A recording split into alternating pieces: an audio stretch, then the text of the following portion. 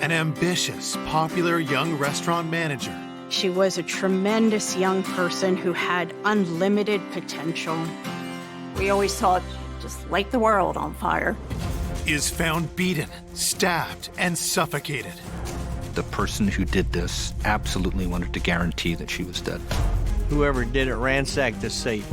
Something that brutal had to be more than just a robbery. Detectives uncover a history of workplace conflict. He didn't like to be told what to do. He scared me. I was uncomfortable around him. For me, that was a red flag.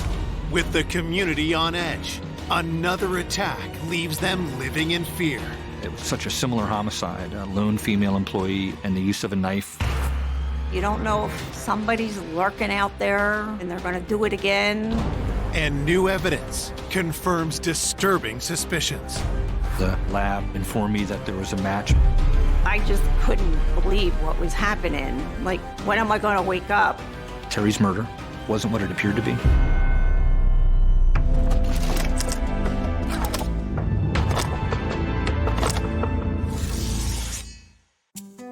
Falls Township, Pennsylvania is a family-friendly suburb with blue-collar roots. Falls Township is a community in Lower Bucks County, Pennsylvania. It was built up around the U.S. steel mill in the 1950s. Steel workers moved out here from different parts of the country, and it was a nice community. Although we're a suburb of Philadelphia and we're right across the river from Trenton, violent crime is relatively unusual in Falls. That all changes one Saturday morning with a gruesome discovery at a fast food restaurant. On the morning of February 4th, 1984, the manager arrived to open the restaurant, and upon entering, discovered that someone was laying outside the kitchen area and obviously deceased. The manager recognizes the woman as the restaurant's night shift manager, 25-year-old Terry Brooks. He observed Terry Brooks laying on the floor in a pool of blood with a knife stuck in her neck. And he phoned the dispatcher and stayed on the phone until officers got there. I was told that they had a homicide at the Roy Rogers restaurant on Route 1, so I was there pretty quickly. Her body was positioned near the kitchen. There was a butcher knife sticking out of her neck. She had black and blue marks and bruises everywhere, and it looked like hand marks around her neck, like she had been strangled. It was thought that she was still alive until the bag was put over her head because of the moisture in it from her breath. She looked like she had blood under her fingernails and blood on her hand, and that was wrapped in an evidence bag and secured. There was a rectangular kitchen prep area. That's where you could see both her shoes that were against the wall. To my mind, that was probably the first act of violence that took place, that she was literally pushed right out of her shoes, and that a struggle had taken place right there. Moving around the corner is where the body was found.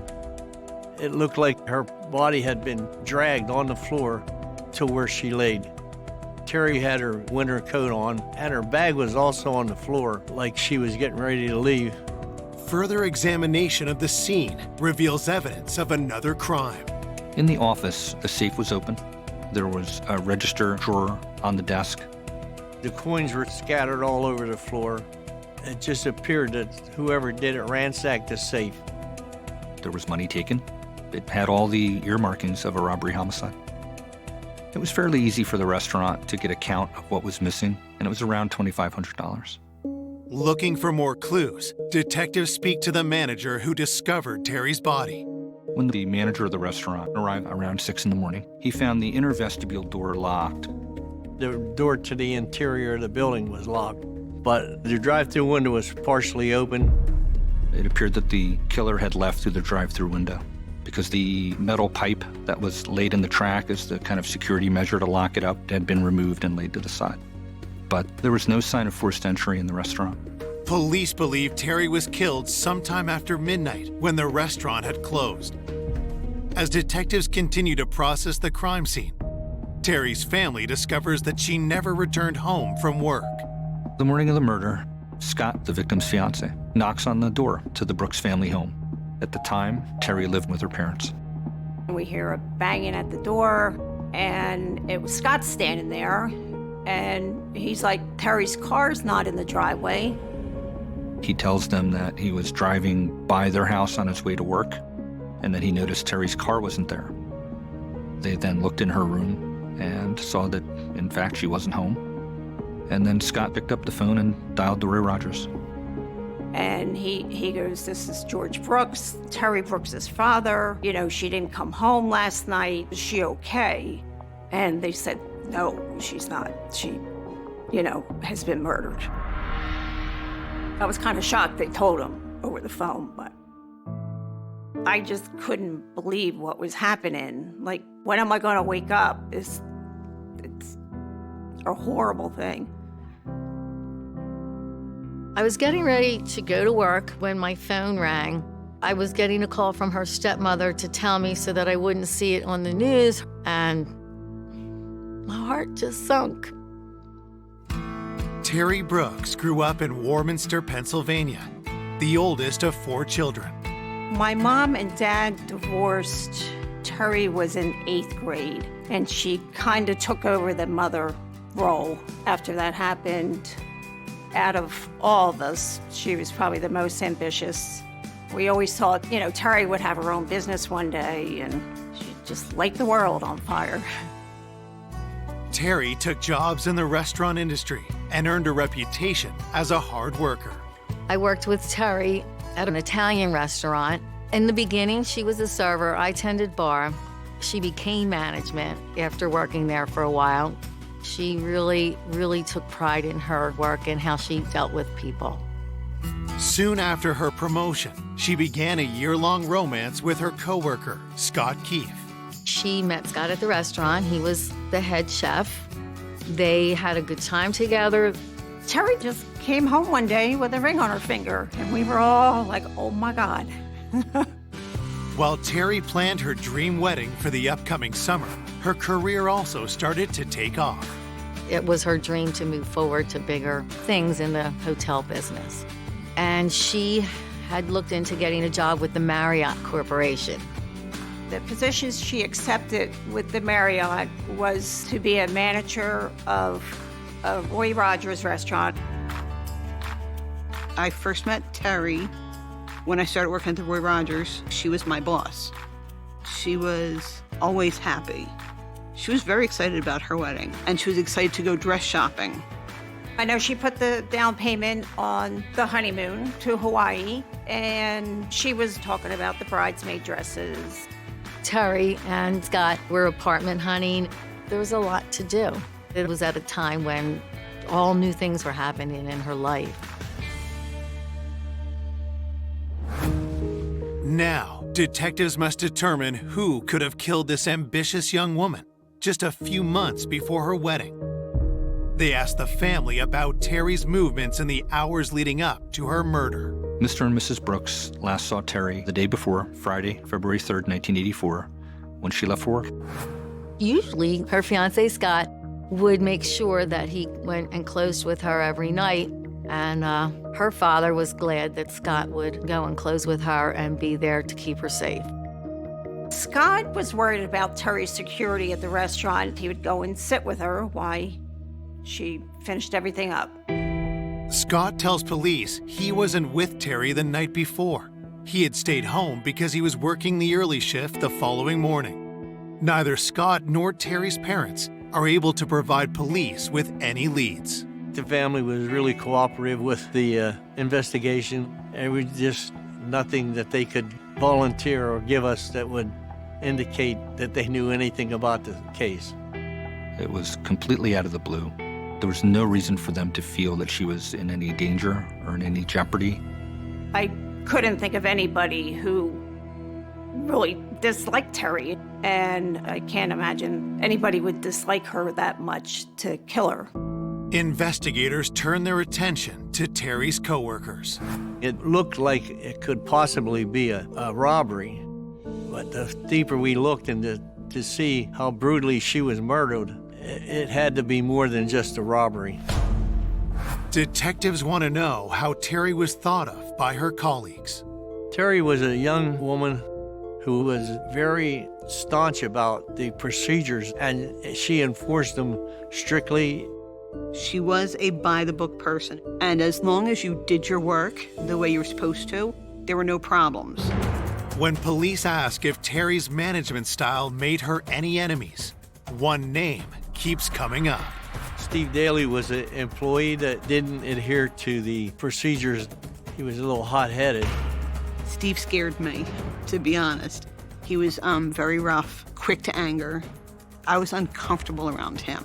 Detectives learn that just weeks before the murder, the tension between Terry and Steve hit a breaking point. He ended up getting fired, and he wasn't too happy about it. You've got this former employee who had a clear animus towards the victim and is fired by the victim. And add to that that here's an employee who knows how the restaurant operates, who knows the security procedures. He's got the kind of knowledge to be able to commit this crime. So this is somebody who now rises to the top of the list.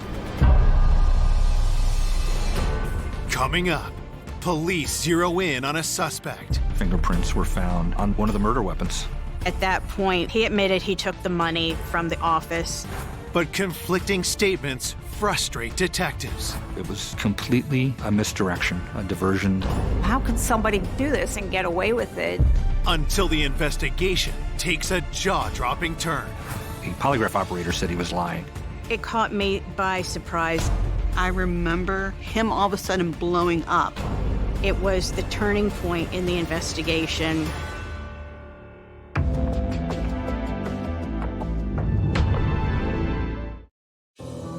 Police investigating the fatal stabbing of 25-year-old restaurant manager Terry Brooks have learned that a disgruntled coworker lashed out at Terry before he was fired. If you threaten somebody and they end up dead, you'd have to look at them and look at them seriously. Steve Daly was a former Marine and had a difficult personality. He didn't like to be told what to do. Just weeks before the murder, Terry and Steve had a major blowout. There was an occasion at work where Steve Daly was told to make a hamburger for a customer, and he had just closed out that workspace, so he didn't want to reopen the workspace. And I remember him all of a sudden blowing up. Steve lost his temper, was screaming and yelling. He became explosive, at one point even calling Terry a bitch. Terry was alarmed by Daly's behavior. Terry, in a situation like what happened with Steve, she wouldn't tolerate it. She didn't waver. So I think that was the frustrating thing for Steve, is he couldn't break her. And she was like, you need to go home, you are done for the night, and you will talk to the boss the next morning. Daly storms out of the restaurant, and the next day Terry talks to her manager, tells him what had happened, which of course led to Daly being fired. That did little to stop Steve's aggressive behavior. Even after he was fired, Daly would return to the restaurant and buy food and have meals there. He went back just to annoy her, just, here I am, you can't throw me out now. It was very upsetting to her. So given his personality and his conduct, that certainly seems to provide a motive. Did Steve Daly's harassment escalate into a fatal act of revenge? Police bring him in for an interview. When we tracked Daly down, one of the first things he tells us that he knew at some point the police would be coming to talk to him. Daly said that he didn't get along with Terry, that they clashed often. In fact, he said that if she'd been a man, he would have punched her. Daly's excuse for why he was going back to the restaurant was that he was dating somebody who worked there. I don't know that I buy that, but that's the reason he gave. Investigators ask where Steve was the night of the murder. He says that he was trying to get into a club and that he was not permitted access to the club. So then he just drove around for several hours. Investigators go to the club, they look at the security footage. They can't find any footage of Daly being denied entry. So this is not a hard alibi that can allow you to say, okay, this person's eliminated. Just the opposite. With no way to prove his whereabouts when Terry was killed, police ask Steve to take a polygraph. So a polygraph is a useful investigative tool. It can help us rule people in or out. So Daly agrees to take the polygraph, and without question, he passed. This guy looks like a good suspect. So when you have momentum build like that and then it crashes to a halt, it's hard to swallow. Police can't verify Steve's alibi, but with no evidence against him, he's free to go. Stephen Daly was pushed down lower on the list of suspects, but you never eliminate somebody until you make sure that they are completely not involved. Investigators turn their focus on the Roy Rogers staff who worked with Terry the night of the murder. During the investigation, we knew that we had to interview the employees to see what the atmosphere was when they left, if there was any arguments. Everybody consented to have their fingerprints taken. The evening that Terry was murdered, there were 4 employees that she was working with: Patricia, Ron, Barb, and Dan. And each of those employees was identified and interviewed separately. Patricia tells investigators that just before closing, Terry discovered that money had gone missing from Barb's cash register. The employees got in an argument, and there was $40 that was supposedly missing. Terry was going to get to the bottom of this. It wasn't a minor event. She took it very seriously. She began questioning different employees. Where did it go? Why is it missing? Terry played everything by the book. If there's any money missing and you are caught being the person that's been hitting the till, there's no tolerance for stealing. Terry cared about her employees, but some people didn't like her because she could be tough when she needed to be tough. Patricia indicated that this wasn't the first time something like this had happened. If you're stealing money from Roy Rogers and you're an employee there, that's a fireable offense. So did this provide a motive for murder? As Terry attempted to unmask the thief, the employees began to point fingers. Barb told Terry that she thought Ron did it. So he's now being confronted with the idea that he took this money, and he actually turned his pockets inside out to prove, hey, he didn't have any cash on him. Could Ron have killed Terry in a rage after being accused of stealing? As detectives look closer at Ron, fingerprint analysis provides crucial new evidence. The employees who worked that night clean up before they close. Working the later shift, you had to clean up everything, wash all the equipment, sweep them out the floors, wipe down all the tables, stuff like that. So I thought that whoever was in there after closing could have possibly left fingerprints. We began matching up fingerprints that they'd lifted from different services to elimination prints taken from different employees. And it was discovered that Ron's fingerprints were found on the drive-through window and on the trash bag that was wrapped around Terry's face. Here we go. This is somebody that we need to look at.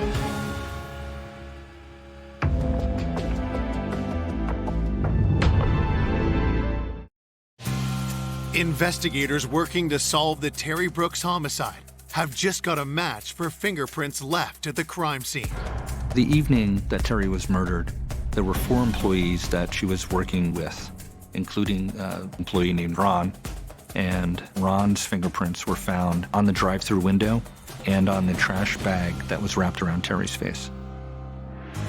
Detectives ask Ron how his fingerprints ended up on the bag used to suffocate Terry and on the drive-through window, the killer's likely escape route. Ron said that one of his responsibilities at the restaurant was to take care of the trash. So his fingerprints would have been on that bag because that was part of his job there. Ron also said that he'd covered for some other employees for their break time at the drive-thru, so that's why his print was there in the window. Police aren't able to determine if the window had been properly cleaned at closing, so Ron's excuse is plausible. Still, detectives want to know his whereabouts after he left work. Ron said that he left the restaurant shortly after 1 in the morning with coworkers, and that he got home about 1:15 and talked to his mom before he went to bed. We checked out Ron's alibi, discovered that he had indeed gotten home and stayed home all night. With Ron all but cleared, police get new details from another employee about the money that had gone missing from Barb's cash register. We learned the $40 that was supposedly missing, it was found at a later time. The missing money had mysteriously reappeared in the drop safe. I think it's fair to say that Terry might have thought that it was Barb who had taken this money. My impression was that Terry was suspicious of Barb.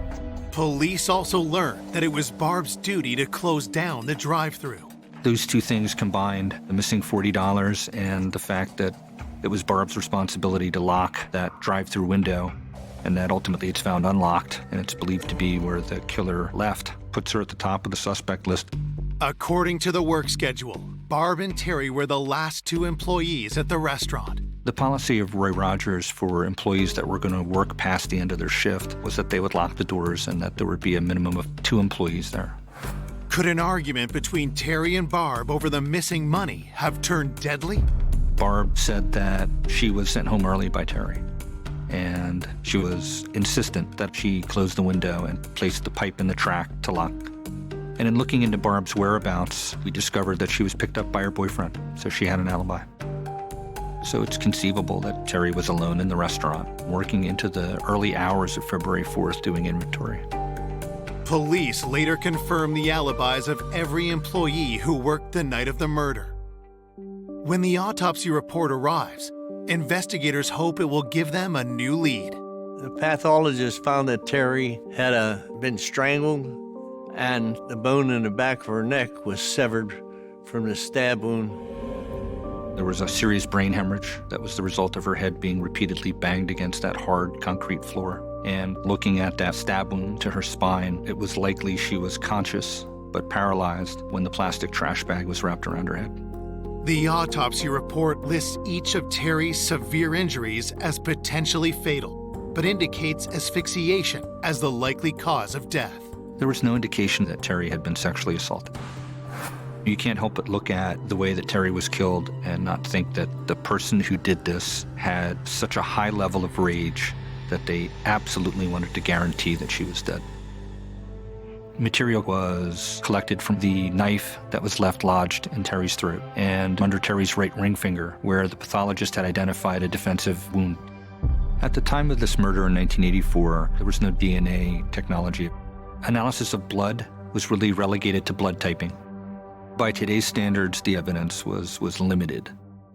As the investigation continues, Terry's loved ones struggle to make sense of her violent death. The funeral home called the morning of the viewing, and they said, could somebody come down and take a look at Terry? And they had her laid out in the casket, and she didn't look good. You could see the cut marks in her neck, and you could see the bruises on the back of her hand, and they had makeup on her too, and you could still see it didn't look like Terry. I said when I got home to my dad, I think we should keep the casket closed. We didn't want people to remember her looking like that. As the Brooks family prepares to bury their eldest daughter, Falls Township lives in fear of a brutal killer still at large. It was a young person that was killed, at her job. So I think the community as a whole regarded this as a frightening homicide. It caused quite a bit of fear due to the fact that it was so violent, and most people in this area would think this shouldn't happen in our town. I really thought it probably was, a robbery. Unfortunately, they killed her instead of just robbing the place.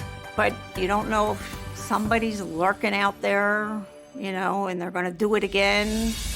Less than 2 weeks after Terry's murder, the town's worst fear appears to become a horrifying reality. At another Roy Rogers, an assistant manager was attacked coming out of the bathroom. She was hit in the head. She fell to the floor, and the actor ran away before she can identify him. The restaurant manager survives.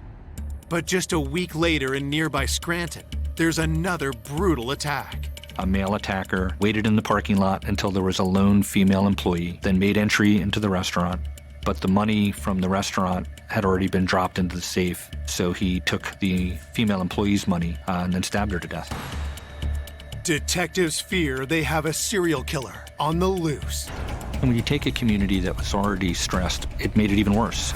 And if you've got an individual who's going from restaurant to restaurant and just robbing people, and they have no personal connection to the victim, it's terrifying. It took it up a notch.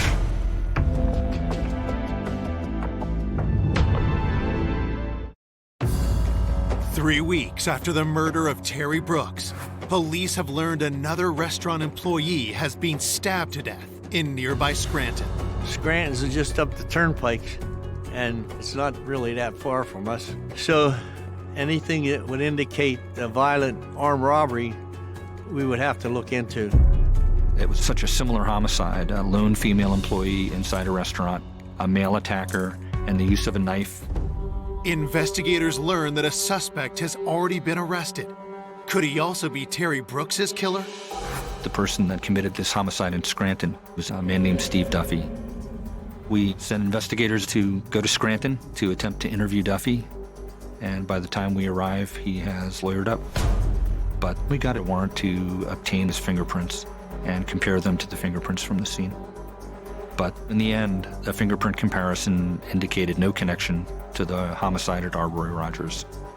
Police are also unable to identify a suspect in the assault of the manager at the other Roy Rogers location. You go through this cycle of building momentum, and then you hit a wall.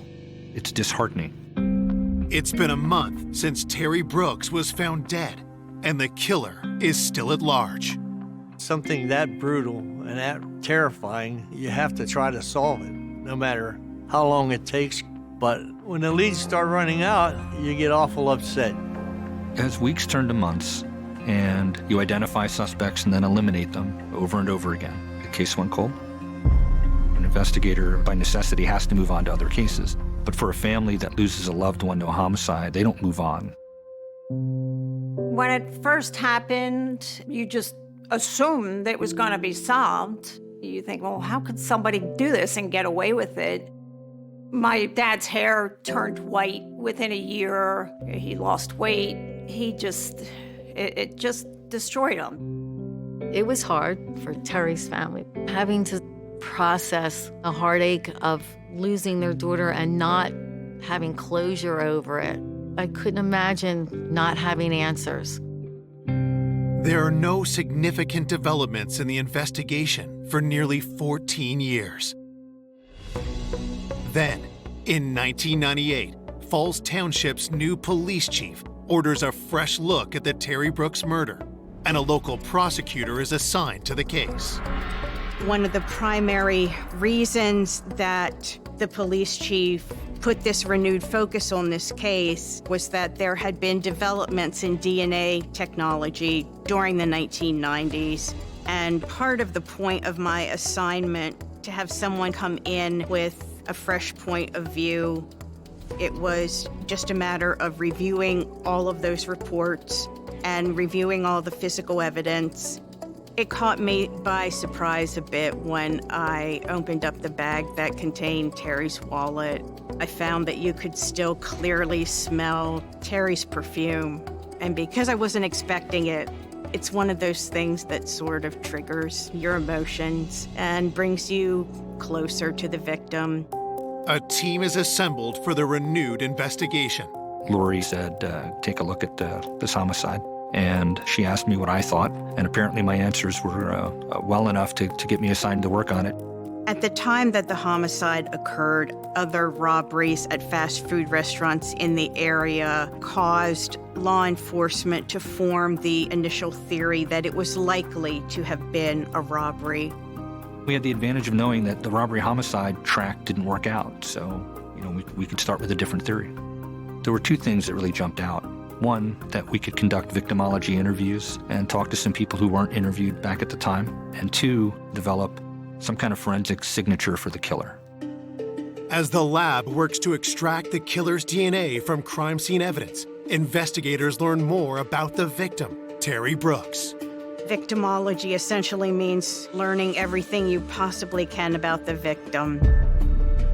Everybody who we spoke to described Terry Brooks as intelligent, ambitious, friendly, well-loved by her family and friends. Detective Whitney spent a lot of time with the family to gain their trust and to reassure them that we were working on the case diligently. Nelson and Lori did seem like the power couple. Both of them were extremely intelligent, and they were driven to get this solved. Detectives hope new interviews will bring to light crucial details that could help the case. You just never know when you're going to get some new piece of information that's going to put us on a track to identify who did this. Some of the people who we spoke to, they were quite young when this homicide occurred, in their late teens or early 20s, and having more life experience, were a bit more open than they might have felt they could be in the 1980s. Detectives reach out to people who weren't interviewed in the 1984 investigation, including those who worked with Terry before her employment at Roy Rogers. I got a call from Falls Township Police. They wanted to speak to me about the Terry Brooks murder, and they just said to me, "We'd like to hear your thoughts on it." Cindy knew Terry well. They worked together, and Cindy kind of laid out what was going on in the victim's life. During her interview with investigators, Cindy drops a bombshell. What Cindy told us presented a completely different image of this homicide. It turned out Terry's murder wasn't what it appeared to be. And now you couldn't help but conclude everything's pointing to one person.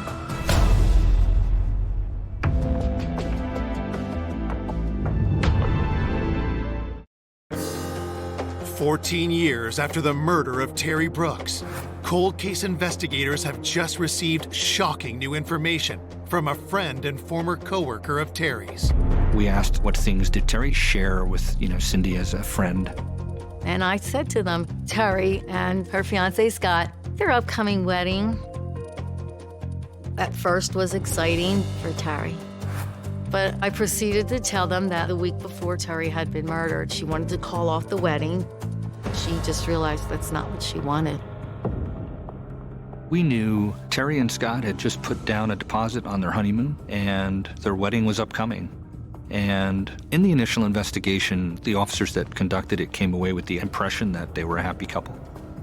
There hadn't really been anything in the report that indicated there were any problems in Terry Brooks's relationship with Scott Keefe. But we did learn that Terry confided to some of her friends that she wasn't entirely sure she was going to go through with getting married. Mr. and Mrs. Brooks felt close to Scott. He was the young man that was going to marry their daughter. To her parents, Scott was this loving, caring fiancé who would check on Terry and drive by to make sure she was, safe and give her rides. Some of Terry's friends had a very different impression of Scott. Cindy Bradney told us that there had been some problems in the relationship. For me, that was a red flag. I think through time and her changing jobs and the fact that she was moving on and going for her dream and he was stuck where he was, his jealousy became an issue and he was very possessive. Scott would not let Terry stay alone. She was afraid to tell him she didn't want to be married. She was afraid to call it off. She didn't know what she was going to do, to the point where she was in tears. Police get further insight into Terry and Scott's relationship from Terry's siblings. When she started dating Scott, we just were all scratching our heads, like, what is she doing with him? He was just not the kind of guy she always dated. He wasn't fun-loving. All he wanted to do was sit there and drink. And that was just unlike her. Just seemed like he wanted to keep us away from her and him. It just makes you think back, like maybe he did have signs of an abusive person. But at the time, I just really thought it was a robbery, and she was killed during the robbery. Detectives have a new perspective on Scott and how the supposedly grieving fiancé might have avoided suspicion at the time of Terry's death. My dad thought Scott really loved Terry. He thought if she loved him, I'll love him too. Mr. Brooks was a very kind man, and in fact, George bought Scott the suit that he wore to Terry's funeral. Her father just had such a big heart that I don't think he believed that someone that his daughter fell in love with could harm her. And I believe Scott played on that. Scott becomes someone that we think may have done this. Examining the crime scene through the lens of, what if Scott did this? Okay, that's how he got in. She let him in. We were told that he had a practice of going to the restaurant and sitting with her while she worked after hours. And it's personal, it's rage, And then the action of placing that bag over her face to kind of depersonalize her is a telltale mark of what someone does when they've killed somebody that they're close to. And now it becomes a priority for us to see if the forensic track, if the evidence points that way. Investigators hope the killer's DNA can be extracted from the crime scene evidence collected back in 1984. It was a potential concern that they might not be able to find any usable DNA due to the amount of time that had gone by. Luckily, the knife that was left lodged in Terry's throat and the material collected from under Terry's right ring finger, where the pathologist had identified a defensive wound to that area, yielded an unknown male DNA profile. It was highly unlikely under the circumstances that that DNA material would have come from anyone other than the perpetrator. The next thing we had to do was obtain a DNA sample from our suspect. Scott Keefe did not have a criminal record at that time. He didn't have any DNA samples on file with an agency such as the FBI. One of the things that we learned from the laboratory expert was that cigarette butts are an excellent potential source of DNA because they have saliva on them. And at that point, we actually knew what kind of cigarettes Keefe smoked, and we knew where he lived. Police hatch a plan to secretly obtain a sample of Scott Keefe's DNA. We didn't at that point want to obtain a subpoena to obtain DNA from him directly because we wanted to interview him first. We wanted to set that up in the most advantageous possible way, and we were concerned that he was a flight risk. It was very important to us to be very careful about who knew he was a suspect and who we shared that information with. And it was also very important to us to not be caught doing surveillance. In 1998, Scott's life had kind of come full circle from where it was in 1984. In 1984, he was living at home with his parents. He had gone on to live with a girlfriend and then marry. They'd had a child together, but then they split up and got divorced. And in 1998, he was back home living with his mom. Under Pennsylvania law, trash was considered to be abandoned property once it was put out in front of the house for collection. So Detective Whitney immediately took custody of it, took it directly to the laboratory that was doing the DNA analysis. I knew I was going to get a definitive answer one way or the other. Could be him, could be somebody else. It was that anticipation of I'm going to get a final result here that's going to matter a great deal in this investigation.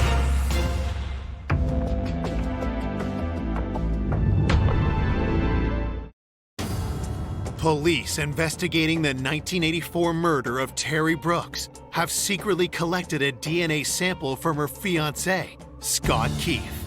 We had to obtain a DNA sample from our suspect, so we collected cigarette butts that were in the trash. The sample is compared to DNA found on Terry's body. I'll never forget the phone call I got where the doctor at the lab informed me that there was a match from Scott's cigarettes to the crime scene evidence. It was the turning point in the investigation. That was the point at which we knew we would be able to prove that Scott Keefe was the killer. Although we had very solid physical evidence against Keefe, it's always better if you have an incriminating statement from the defendant. We asked Mr. Keefe to come to the police station as one of the friends and family members that we were interviewing as part of our investigation. We believed that he would cooperate with us. We believed that he would come across as wanting to help, that he would try to sell us the same story that he was the grieving fiancé, that he'd been telling people for 15 years. As predicted, Scott agrees to cooperate with police. We had a strategy to conduct that interview on the anniversary date of the murder. People pay attention to dates. It could raise a person's anxiety level and make them more apt to make mistakes. The interview begins, and Scott tells a familiar tale.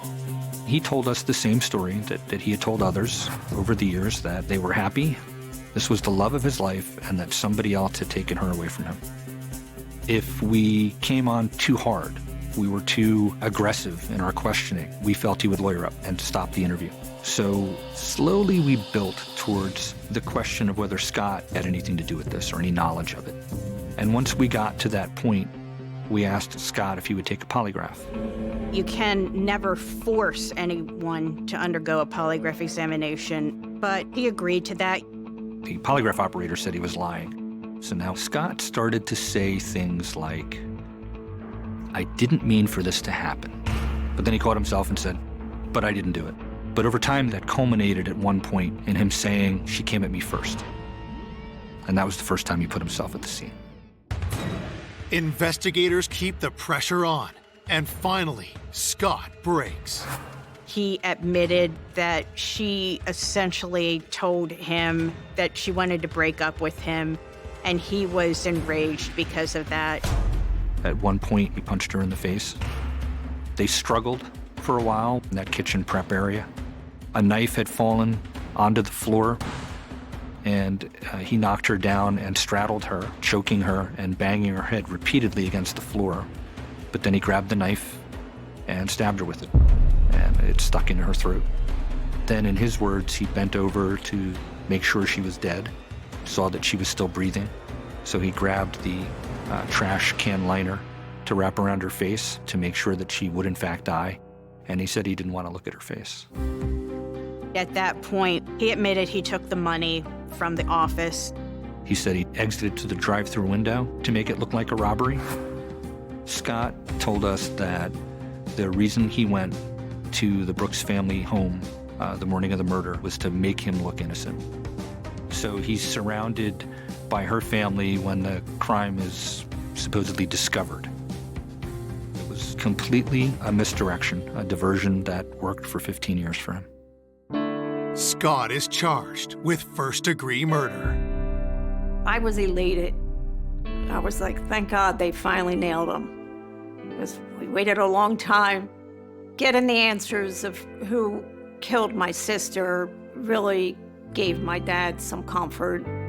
But I think he was still in disbelief that Scott did it.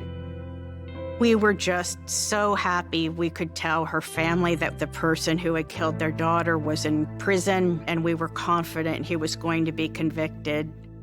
At trial, Scott Keefe is found guilty and sentenced to life in prison. Terry was a tremendous young person who had unlimited potential. She had good relationships with her family. It's really a terrible tragedy that her life ended this way. It's just so sad that somebody so young, because of standing up for themselves and wanting to move forward in their lives, gets their life cut short. Terry would have had a very bright future, and I'm sure she would have had a ton of kids, and we'd be hanging out right now. Terry would love to be remembered with those big eyes, that smile, her kindness in her heart, and a person with a goal.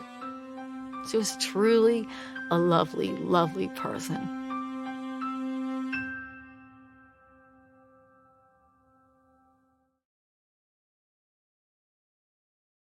A dedicated family man. He was the best grandpa I could ever ask for my kids. He loved his family. He was always there for everyone.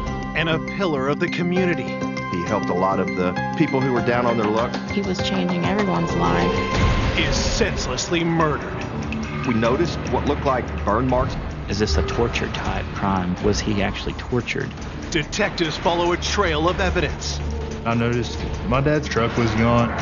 We knew that this truck was a key to solving this homicide. That reveals devastating betrayals. Marty would employ people from drug rehab centers. You look at him and you're thinking that if anybody could do it, this guy could do it.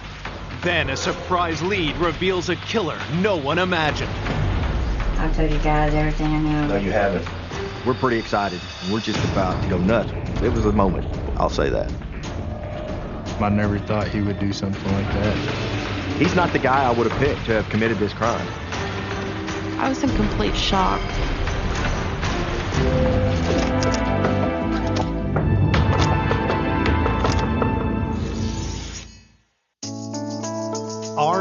Oklahoma is an honest, hardworking town built on family values. We're a town of about 25,000 people, and it's a wonderful community. It's a great place to live because you can have that large town feel and then yet come home to the small town atmosphere as well. On the evening of November 15th, 2019, that small town feeling is shattered when police respond to a 911 call. I had just sat down to eat when the phone rang, and it was dispatch advising me that officers were out on a possible homicide. Police are checking in on a local man who hasn't been seen or heard from in several days. They arrived, immediately looked in the window, could see the victim was laying face down in the floor, and they could see blood, so they forced their way into the residence. They knew immediately that he was deceased. Minutes later, homicide detectives arrive at the scene. The living room was just in disarray. There was items kicked over. There was blood on the couch. There was blood spatter on nearby items in the living room, the TV and pictures. And so we knew that there was a struggle that had taken place in that room. When the detectives look at the body, they recognize the dead man. I knew the victim. It was Marty Lucas. Most of the police officers knew who Marty was. Marty helped in the community. He helped a lot of the people who were down on their luck. Marty was a nice guy. Detectives have to determine why 63-year-old Marty Lucas would be the target of such a heinous crime. With the amount of trauma that Marty had suffered, it was a pretty violent, bloody scene. You can see a lot of blood that has pooled around the body. You can see blood on the back of the body, on the head, and we knew that this was a death as a result of a beating or a blunt force trauma. It's obvious that there was quite a struggle. Marty had hair in his hands. He had abrasions on his hands. I think he fought for his life. We noticed that there were pieces of what appeared to be a rock that had some moss on them. We found parts of it over by the couch where there was a large blood stain, and then parts of it over by him.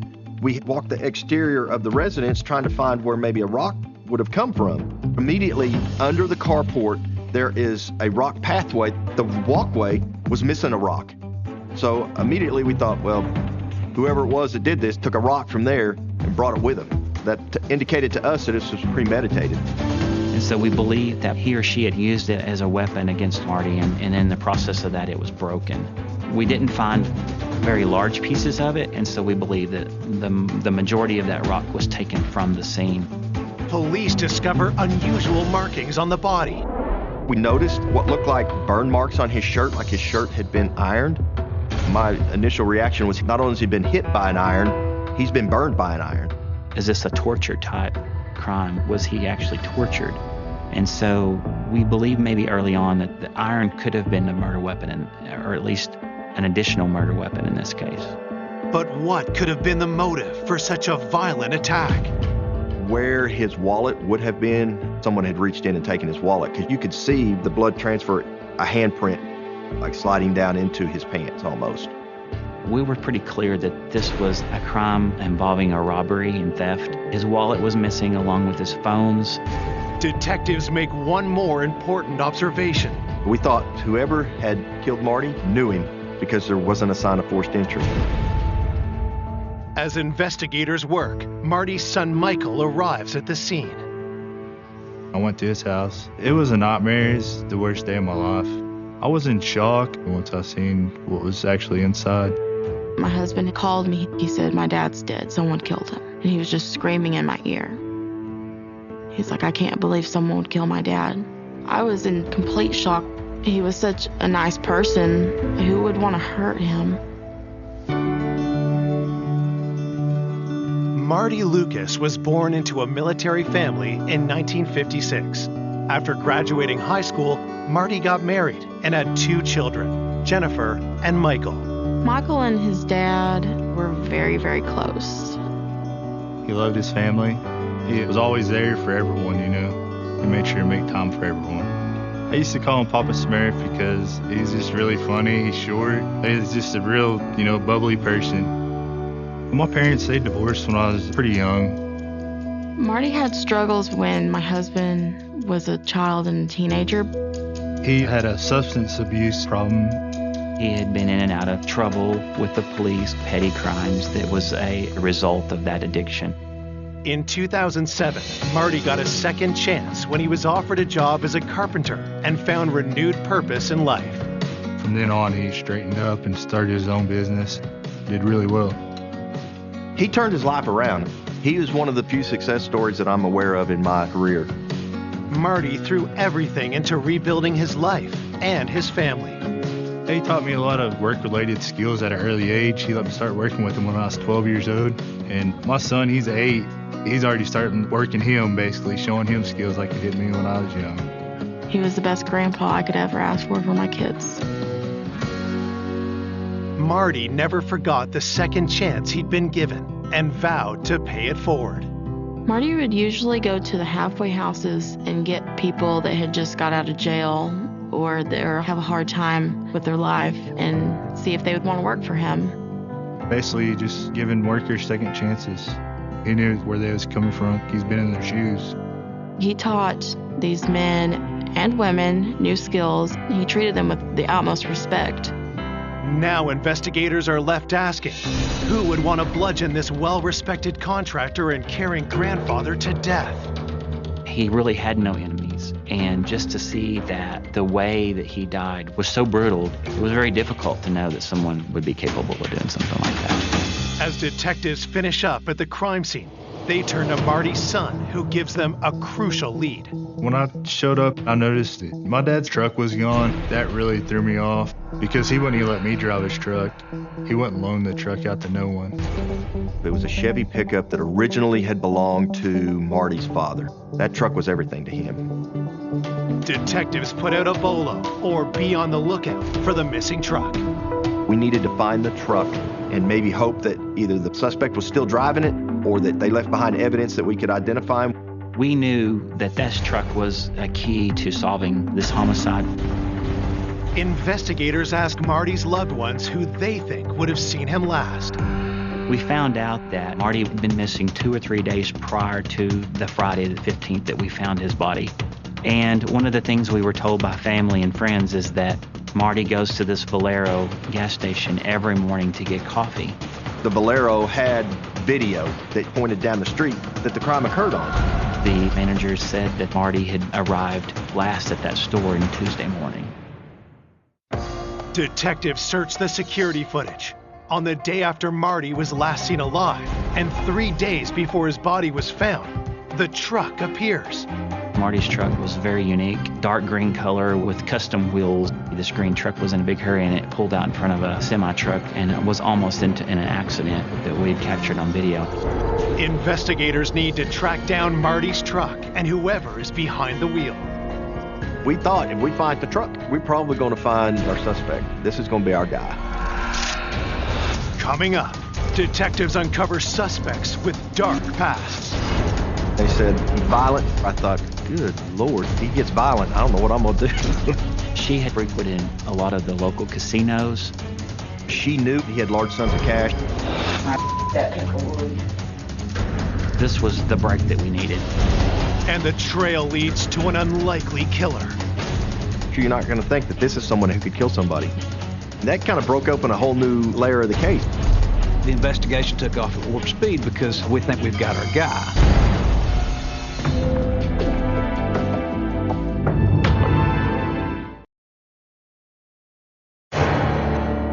Police investigating the murder of 63-year-old contractor Marty Lucas have obtained gas station surveillance video of someone driving his truck the day after he was last seen. We collected hours and hours of video from the store. We were able to piece together some events that happened before and after the homicide. The footage shows a busy street a few blocks from Marty's house.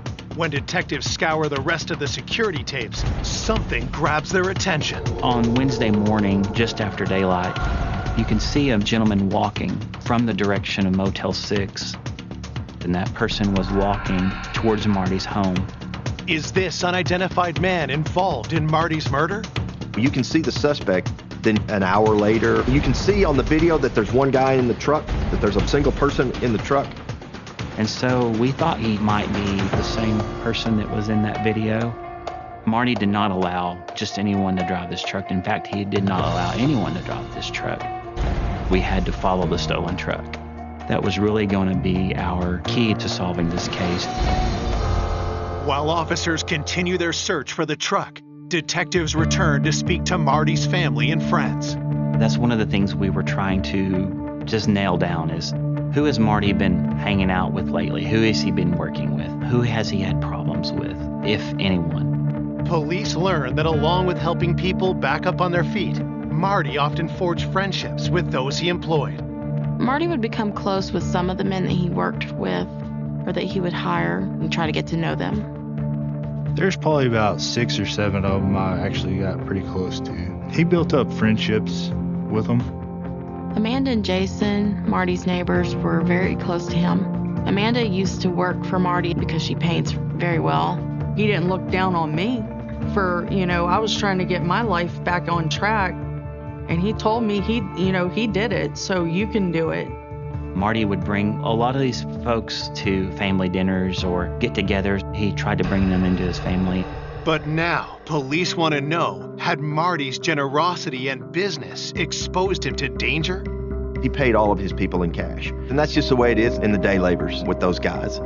They need money that day, so they're going to work. And everything's cash. To know that he could pay them daily with cash and help them out may have led to his demise. Police also discover not all Marty's employees felt like part of the family. It wasn't an easy road for Marty because sometimes he would have to tell them that they couldn't work for him anymore because they would steal from him. Anytime you're working with people who have drug and alcohol problems, it's not uncommon for them to steal from their employers. And Marty had faced some of that. He wasn't afraid to stand up to these people. He would tell them, if you mess up, you're gone.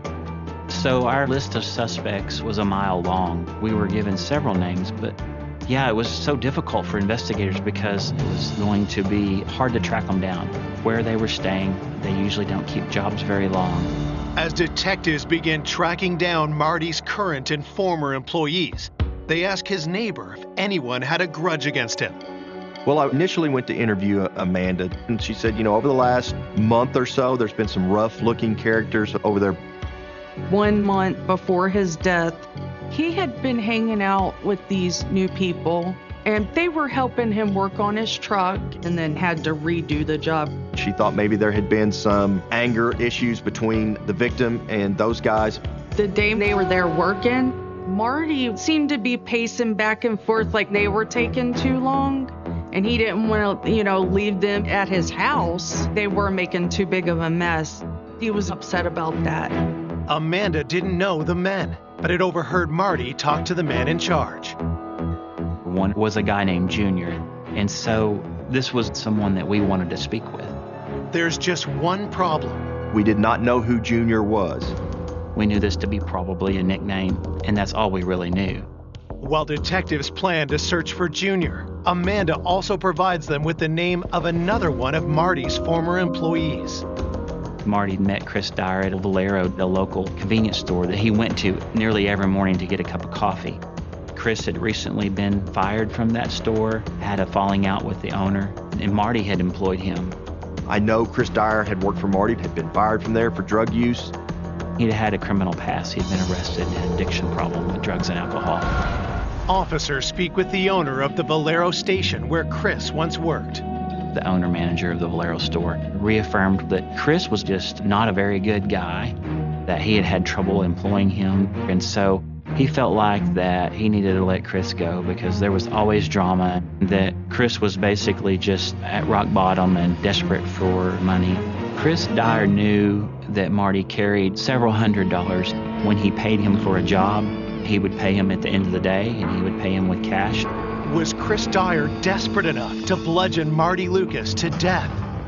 We were thinking that maybe it was a robbery gone bad, knowing that Marty had this money in his home because he was down on his luck and needed money for drugs. And so there was a lot of questions concerning Chris Dyer. One of our main priorities early on in the investigation is to find this subject named Junior, along with Chris Dyer. And so we wanted to talk to these people. So we need to locate Junior, and we needed to talk to Kristen as quickly as possible.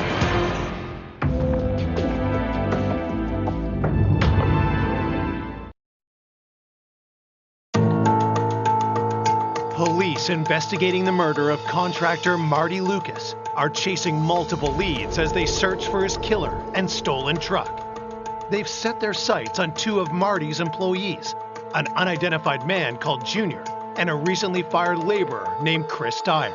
A lot of these folks who are going through tough times, there is nothing permanent in their lives. There is nothing fixed in their lives. There is no stability. And so it was hard to track them down. Following a lead, police questioned employees at the gas station where Chris had worked. I spoke with the clerk that was on duty at the Valero, and she was able to give me a phone number to Gina Dyer. Gina is Chris's estranged wife. She and Chris had been separated about a month because she had caught him cheating. He had gone back to drug use, and that he was currently living at the Econo Lodge Hotel. Detectives find Chris at the hotel and bring him in for an interview. We really thought that we had something. We knew that Chris had easy access to Marty's home. Chris Dyer knew that Marty carried up to $500 to $600 in cash on him at any given point in time. So there's a rumor that some rumors went around that maybe you and him had gotten crossways and he had basically fired you. So you never had a disagreement? No, not at all. Nope.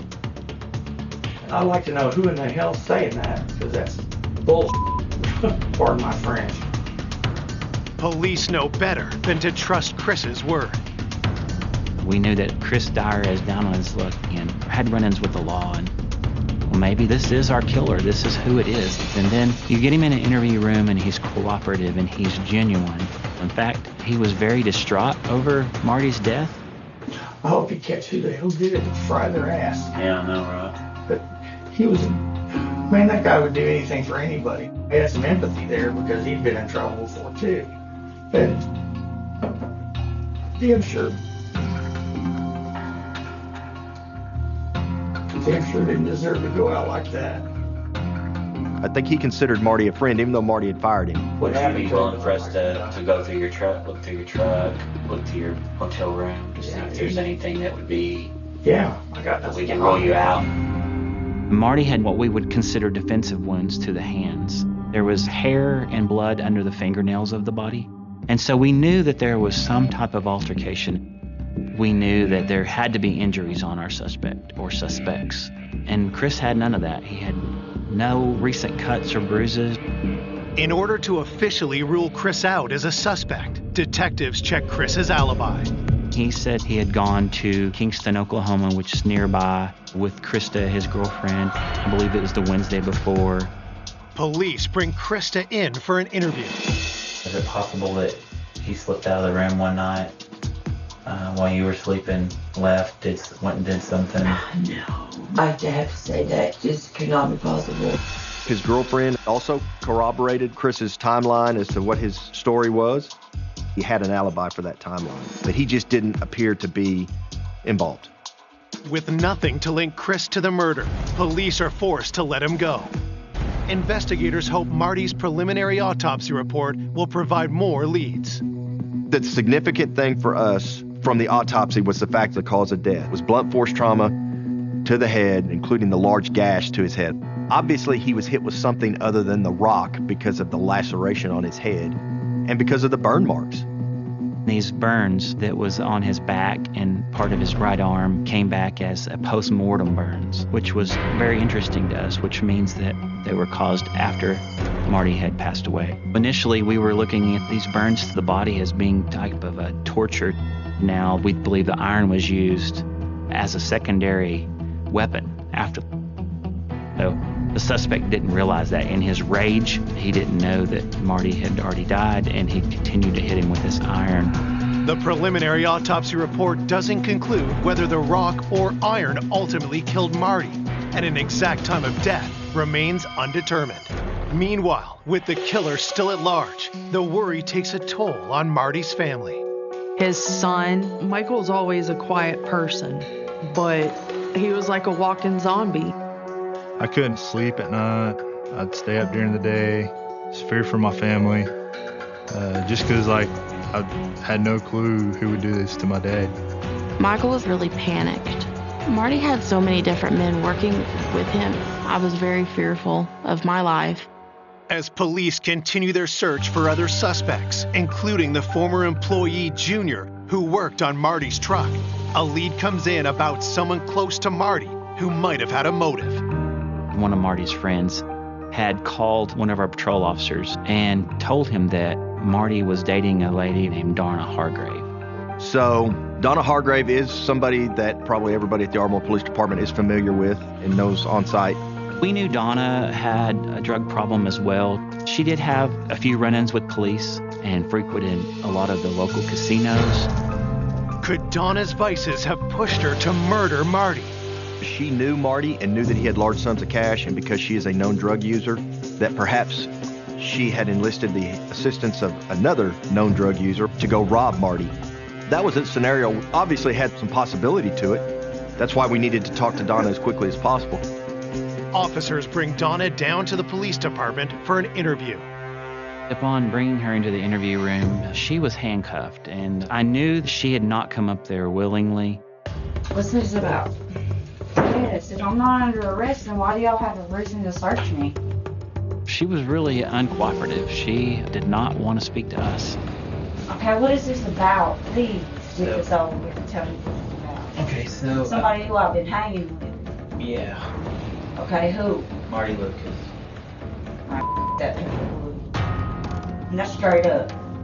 She definitely has a problem with Marty that was very suspicious, and it really struck a nerve in us because we wanted to know what this problem is.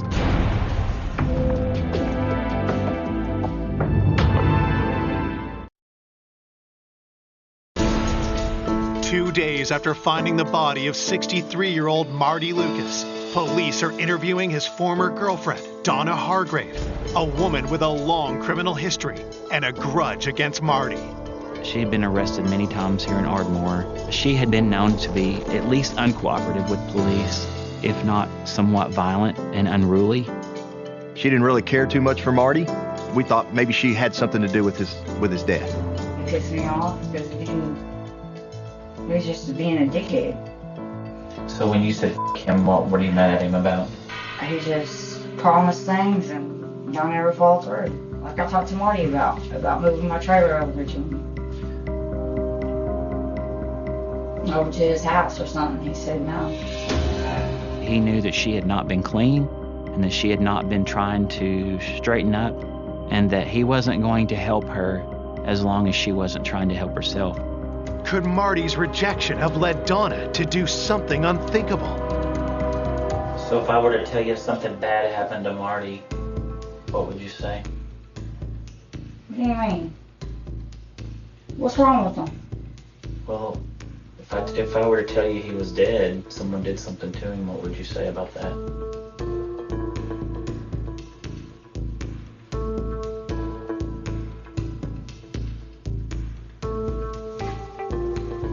Are you serious?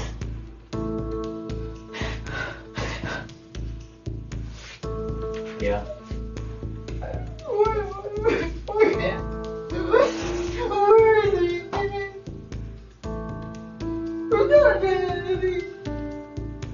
Yeah, that's why you're here.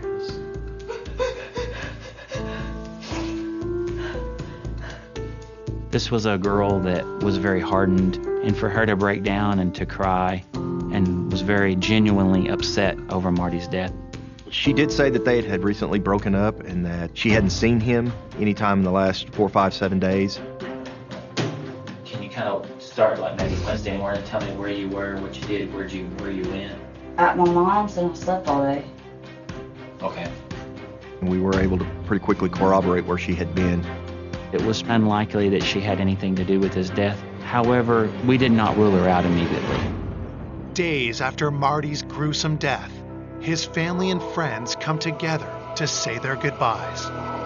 Marty's funeral was amazing. It was very, very sad, though, because everyone who knew him knew that he didn't deserve anything ever bad to happen to him. Everyone loved Marty. Everyone. There was quite a bit of his workers, even his past workers, that come to his funeral. It was a good day, but a bad day at the same time. Meanwhile, police doggedly follow each and every lead. We did have a large suspect pool because we didn't know who all might have been working for Marty. One of the things that we wanted to get identified was who Junior was that was working on the truck. So myself and another investigator said, we'll run by the halfway houses and see if we can get Junior identified. So we went over to the Broadway house, and the director there gave us the name of Clarence Bibb Jr. He said he thought Junior was from up by Oklahoma City, and he's got a pretty extensive record, including some assault. Well, we really believe that if Junior and Marty had gotten into an altercation over the payment of the truck motor, maybe he took the money, it got out of hand, he killed Marty, took Marty's money and the truck, and took it back to Oklahoma City to chop it up. We found that law enforcement there knew Clarence very well. They knew his family very well. And they lived in several homes that would be described as a compound, like a family compound. And they said, don't go out there without a lot of us. Clarence is violent, and so you don't go up there by yourself. Detectives assemble a task force with local and state police and make the 2-hour drive to Junior's compound. When I first got out there, I thought, man, this is a real possibility. Man, we might find our truck out here. So we went up and knocked on the door. And when Clarence showed up, I thought, good Lord, this is one large man. And if he gets violent, I don't know what I'm going to do. You look at him and you see what had happened to Marty. You're thinking that if anybody could do it, this guy could do it. He's big. Detectives ask if he and Marty had fallen out over the work Junior had done on Marty's truck. And he was happy with what Marty had paid him, and there was no disagreement. He said that Marty paid him $500 more than he was supposed to because of the trouble that we went through. And in fact, when I told him that Marty had died and that someone had caused his death, he too got emotional. Here, this big, mean, gruff country guy, and he's crying like a child over his friend's death. He said, I wouldn't hurt Marty if somebody paid me to. He said he considered Marty a mentor and a friend. Clarence denied that he had been in Ardmore recently. He had gave an alibi that he had been at home with his mom and other family members around the time of Marty's death, and they corroborated his story that he was there. He fully cooperated with the investigation. He gave us his cell phone. He let us have clothing and boots. He let us search his house. He let us search the property. And he let us just have free reign of whatever we wanted. And we came up with nothing. I just remember thinking to myself, man, we are absolutely going nowhere with this investigation. With nothing to link Junior to the homicide, detectives begin to fear the investigation is cooling down. We had a pretty good idea that it wasn't Junior at that point. Donna Hargrave had a stone-clad alibi. Chris Dyer just didn't appear to be involved. I think both Bryce and I just were disheartened. We had no leads. We had no suspects. So we were just trying to figure out, where do we go from here? Then, an unexpected call turns the case red hot. Well, we got back to the station, and dispatch yells down to us, hey, they found your truck. We were dead tired, but you went from dead tired to wide awake in a hurry.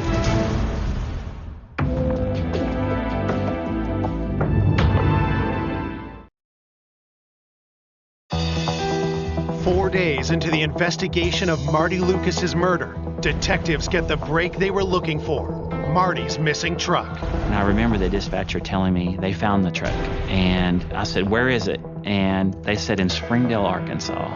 And so this was the break that we needed. We're pretty excited. We're just about to go nuts. We're like, okay, get a hold of Springdale police, get them on the phone. Let's find out what we got going on. It was a moment. I'll say that. Investigators asked Springdale police how Marty's truck had ended up over 300 miles away. A citizen had called and told them that his friend had been in possession of the truck. And his friend, he identified as Jack Latham. But who is Jack Latham? Detectives immediately ask Marty's family if they know the name. They learned Jack was one of Marty's most trusted laborers who hadn't been seen or heard from in months. Jack Latham, he worked for my dad for a long time. He was a really hard worker. Marty was extremely good to Jack. He gave him extra money here and there whenever he'd need it. Marty would bring him by my house sometimes, and they would occasionally ride around together. He seemed very quiet. It was not unusual for people to come and go in Marty's business. Jack Latham worked for him on and off a couple of years prior to this. When detectives dig into Jack's background, they learn he has a daughter and ex-wife in Ardmore and a checkered past. He had an extensive criminal history for drugs and theft, but he's not the guy I would have picked to have committed this crime. Jack Latham did minor misdemeanor type crimes, drug possession type crimes, but this is not a person that would even be on the radar because he had no really violent history. So you're not going to think that this is a guy who could kill somebody, particularly not in the manner in which Marty was killed. Investigators rush to Arkansas, where police have taken Jack into custody and seized the truck. But before speaking with Jack, they interview the man who first contacted police about the truck, Jack's friend, Raymond. Raymond, he says to us that out of the blue, Jack calls on Friday night and says that he has got court on Monday, can he stay, or the weekend. Raymond tells police Jack asked to get picked up at a local parking lot. So he goes to pick him up, and he sees he's sitting in what looks like a pretty nice Chevy pickup. And he says, hey, whose pickup is that? He said, oh, it's a guy that I'm visiting. He let me come sit in it to wait on you. And he says to us, I didn't believe him. Monday morning, Jack says, just take me to jail. I've got warrants. So he takes him to jail, and then he goes back home and he looks to see what the warrants are for, and it's for theft. And he thinks, I wonder if that truck's stolen, because something doesn't feel right with that truck. So he goes back to where the parking lot where the truck is and sees it doesn't have tags on it. And so Raymond knew that Jack was lying. He knew he needed to call the police. We went and looked at the truck, and the truck looked pristine on the inside. But when we sprayed it with Blue Star, there was blood everywhere. We knew in the back of our minds that this was the key, that Jack Latham was the key to Marty Lucas's death.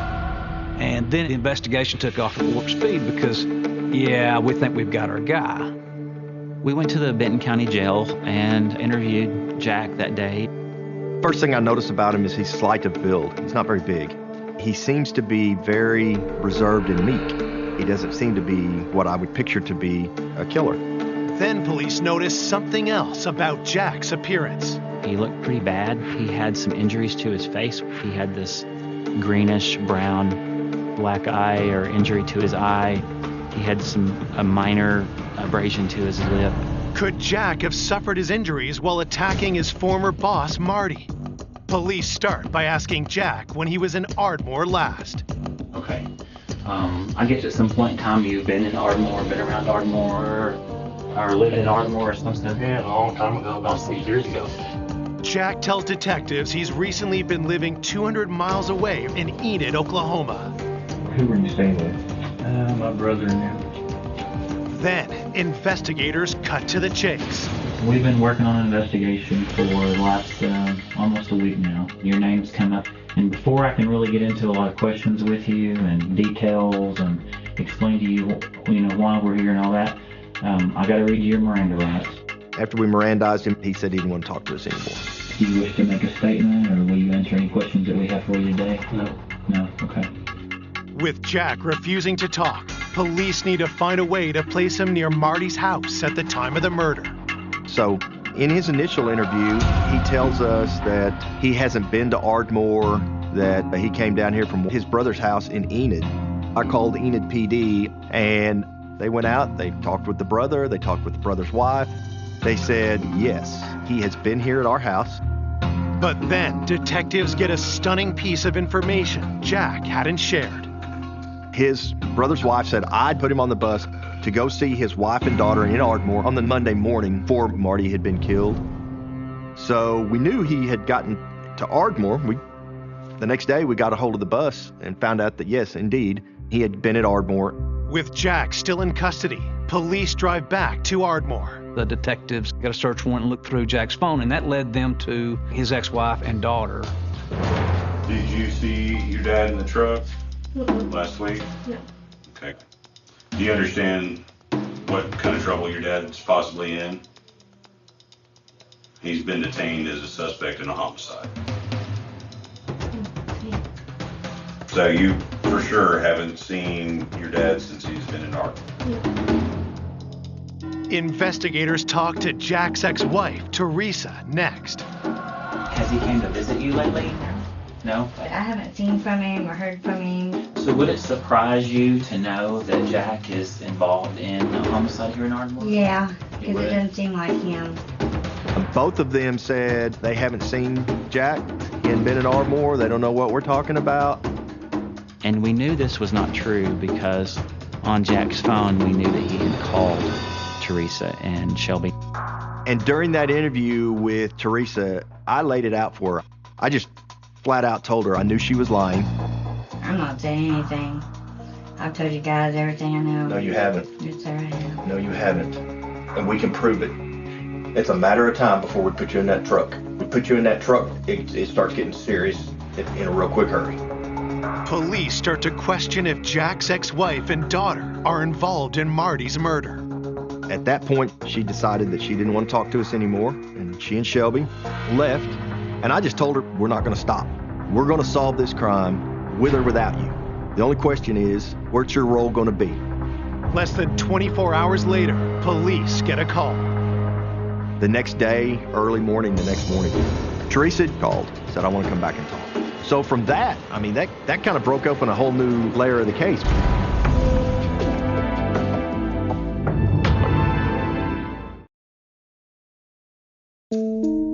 Police investigating the murder of Marty Lucas are trying to place his friend and employee, Jack Latham, at the scene of the crime. We knew that he was coming here to visit his wife and daughter.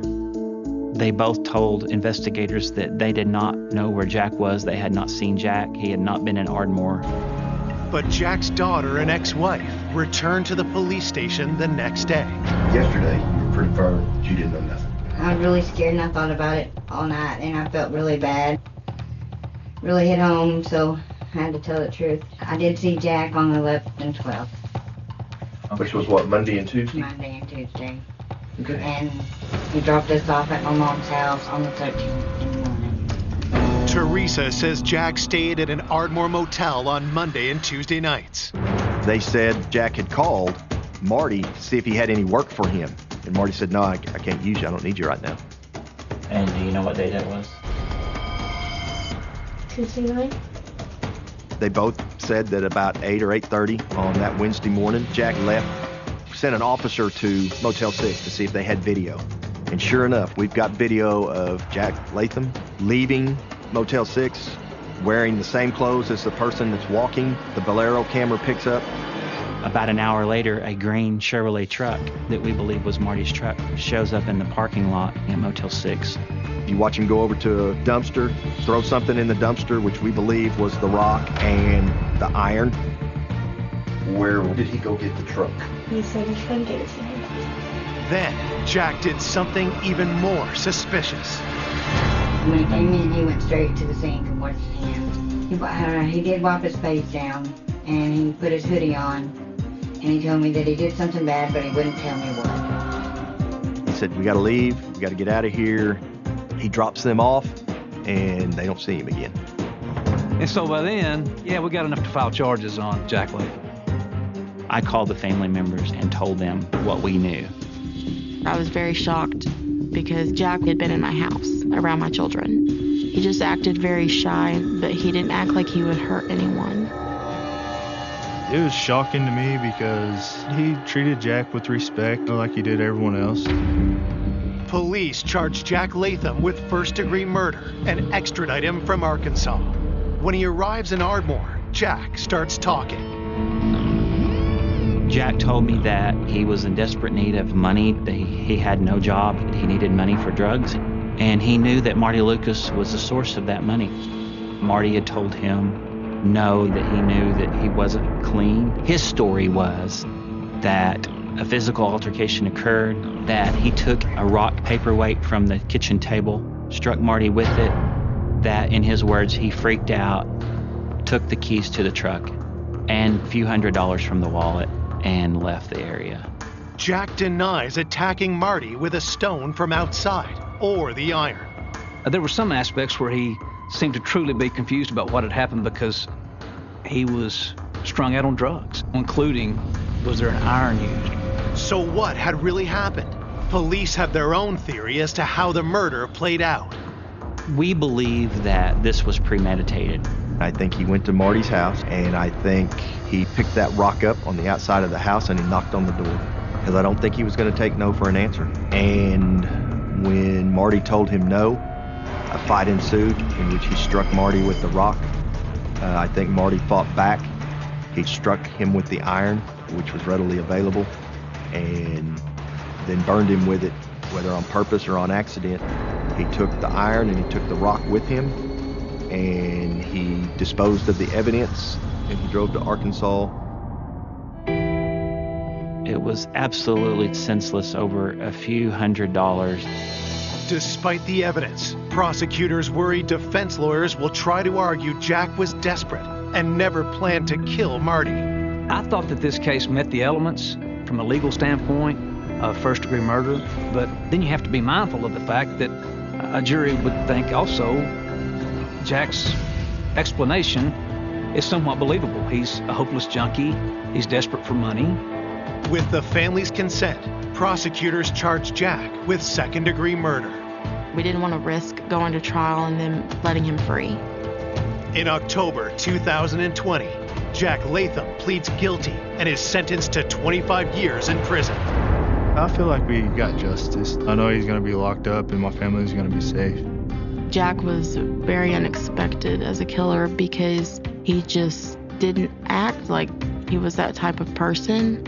Jack Latham, he's still a mystery to me, you know, because just by being around him, I never thought he would do something like that. He did this for nothing. There was no reason for nothing. Marty was such a nice guy. But not only that, I mean, think of all the people whose lives he affected in a positive way. That's a sense of loss for our community. When I lost Marty, I lost my life too. He was the most amazing person I could ever. Sorry. Despite Marty's horrific death, the legacy of his compassion lives on. My dad, he'd be very proud of the lives that he's changed in the community. It made me appreciate everything about Marty and the second chances he gave to everybody, because it made me feel like I should give people second chances.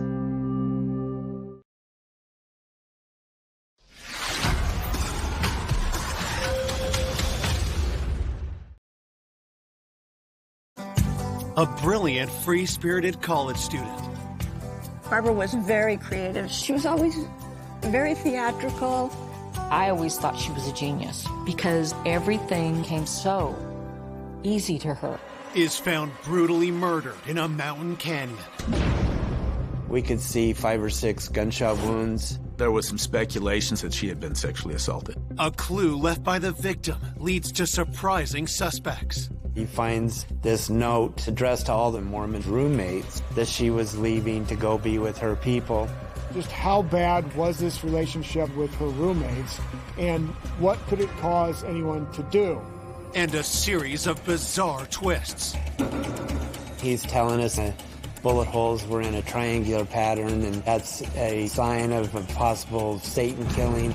Somebody took her up there into the woods. This was potentially a sacrifice.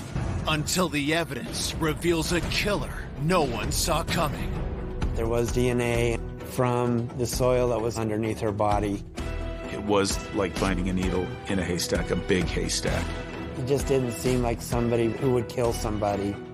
It was just the biggest shock you could fathom.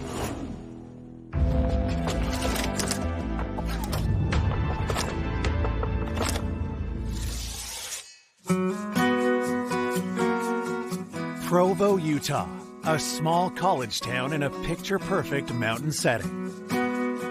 Provo sits in a county south of Salt Lake. It's where the Brigham Young University campus is at. It's a very safe community. During the 1970s, Provo was definitely a place that was very low on crime, and you didn't have to worry about locking your doors at night. That innocence is lost on a cold March afternoon in 1974, when a grisly discovery in a nearby canyon sends shockwaves through the community. On March 11th, 1974, the Salt Lake County Sheriff's Office received a telephone call from a power company worker who started walking up from the power plant. And as he was cutting through some brush, he came across a white female with gunshot wounds to her back. The crime scene is essentially a couple miles up what we call Big Cottonwood Canyon. Investigators race to the canyon where the utility worker leads them to the body. We could see 5 or 6 gunshot wounds. All of them looked to be in her back or in her arm. The shot placements looked like execution type shots, and it looked like she had been there for a few hours at least. With the way that her body was positioned, we felt like sexual assault was part of this crime scene. Her arms were tucked up underneath her. That told us that she was in pain, that she was fearful of what was happening to her. We're looking for things like drag marks, but the ground around the body was not disturbed. It looks like where she was is where she was killed. Detectives are struck by an unusual detail. Her clothes were folded neatly and piled towards the top of her head. We suspected that the victim was probably trying to buy some time. As she was being told to undress, she was stacking her clothes in this neat pile. More evidence is revealed when they turn the victim over. We found some possibly .38 caliber bullets that were recovered after they had gone through the victim's body. We also picked up some soil and logged it into our evidence room. The detectives back in the 70s, they didn't have the DNA that we have in today's crime scene investigations. They focused on all kinds of trace evidence like the soil, fibers, hairs may link the suspect to that scene. While the body is taken to the morgue, detectives interview their only witness. The only thing we really knew at this point was a utility worker had found this body, and we were able to clear him fairly quickly, but we didn't know who the victim was. We didn't have any other real suspects to go with at that point. We got a hold of the local media, let them know that we had a white female, Jane Doe, that we were trying to identify. Later that night, we received a telephone call from the Brigham Young University Police Department that they had received a missing person report of a white female earlier that day. The missing person in Provo matched the description of our Jane Doe. The missing person is 22-year-old student Barbara Jean Rocky, but police need a formal identification to be sure she's also their murder victim. We made a phone call down to a couple of the guys that were hanging out with Barbara. Jerry Hicker is the one that filed the missing persons report. Jerry is also a student at BYU, and he was a friend of Barbara's and some of her roommates. Edward Fisher and Jerry Hicker went to the morgue to do an identification on our Jane Doe. Edward and Jerry confirm the murdered woman is Barbara Rocky. Police now face the difficult task of informing her family. At the time of Barbara's murder, my parents were living in California. My mom found out first from the police and was crying, and from then on, nothing was the same. It was just the biggest shock you could fathom. It's like what you knew of the world has just imploded. Born in 1952, Barbara had an idyllic childhood growing up in Menlo Park, California. Barbara was very creative. She was always very theatrical. I always thought she was a genius because languages and music came so easy to her. Barbara was always rooting for the underdog. If somebody needed help, she would open doors for them. I mean, always doing something very sweet. When the time came to go to college, Barbara's choice reflected a growing spiritual interest. Barbara was always searching for a religion. Barbara was interested in the Mormon religion. My parents were very happy for her to go to Brigham Young because they felt that she would get the safe group of friends and the good education and religion that she required. When Barbara went off to college, she seemed up and happy and like things were going well. Investigators asked Barbara's loved ones if they can think of anyone who might be responsible. Since she was away at college and out of our supervision, we had no idea what she was doing. We just didn't know what kind of friends she was making. In speaking with the family, they just had no idea on who could have done this to her.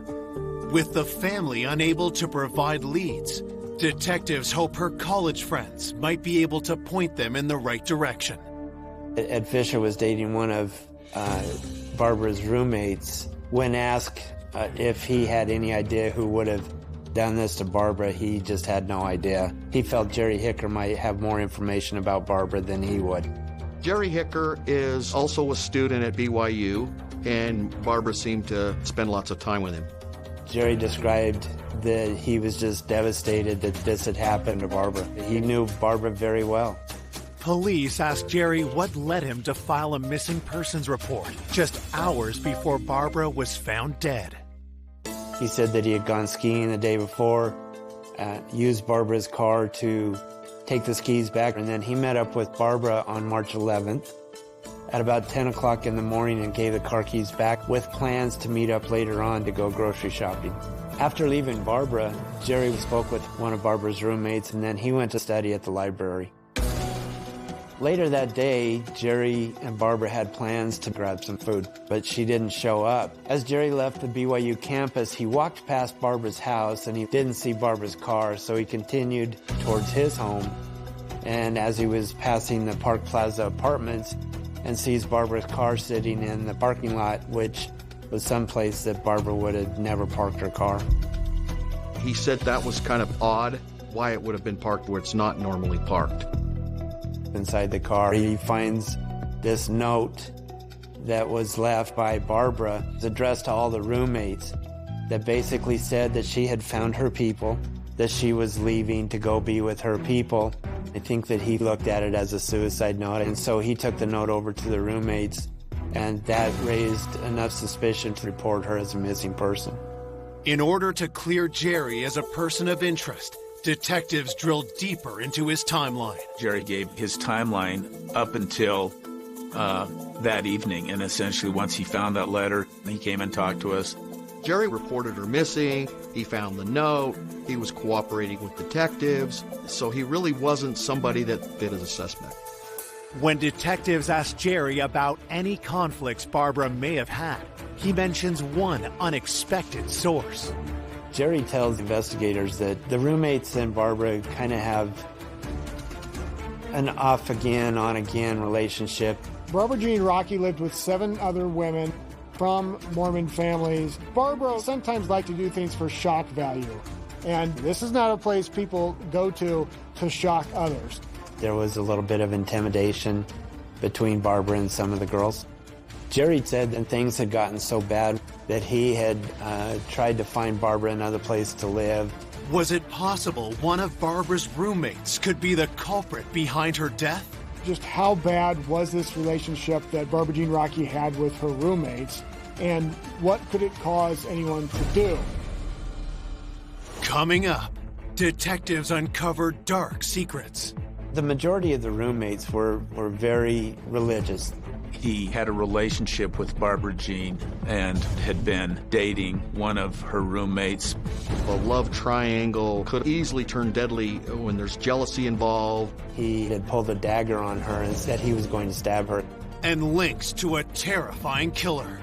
She described him as a great warlock and maybe even a devil worshiper. There's women all over the American West that are going missing and being discovered dead. This guy turns out to be probably the most famous, notorious serial killer of all time.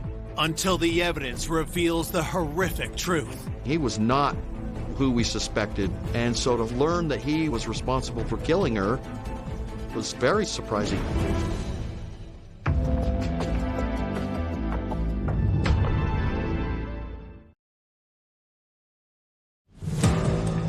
After 22-year-old college student Barbara Rocky is found shot dead, police have discovered she had clashed with her roommates and bring them in separately for questioning. The roommates had only known her since January when Barbara moved into the house and going to their predominantly Mormon school.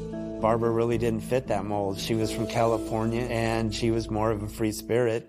She was somebody who was very opinionated and was not a conformist. Barbara Jean Rocky's roommates say that she was kind of dating around, not necessarily saving herself from marriage, and it was generally not accepted. The roommates were very religious. They attended church faithfully. I think Barbara would probably experiment with different religions just to expand her knowledge, and at times would do things that would maybe scare them. Barbara Jean's roommate said she was kind of into witchcraft, so she was attracted to that lifestyle a little bit. They didn't want to be a part of Barbara's life, so they would keep her at arm's length. Had one of Barbara's roommates lashed out and done something unthinkable? Being more of the typical LDS BYU student, you just wouldn't think that somebody like that could kill somebody. But until you do the leather work on it, you can't clear them. Detectives work to verify the roommates' alibis. Once the investigators corroborated all the stories and looked at the timelines, they were able to clear the roommates as not being somebody that had killed Barbara. As detectives continue asking the roommates about Barbara, they learn some startling new information. Investigators found out through the interviews of the roommates that Barbara would carry a .357 revolver pistol. Some of the roommates described Barbara as being maybe a little bit paranoid, where she would think people were following her. In 1974, people weren't just walking around with guns the way they do today. So if a 21-year-old college kid was walking around with a .357 Magnum pistol, who was she afraid of? Detectives get more surprises when they search Barbara's vehicle. When the investigators looked in the rear of the vehicle and they found ammunition and targets, things that you wouldn't expect in a female BYU student's car. Did Barbara feel like she needed to have a gun? Did she practice with the gun? Was somebody after her? We weren't sure what all of that meant at that point.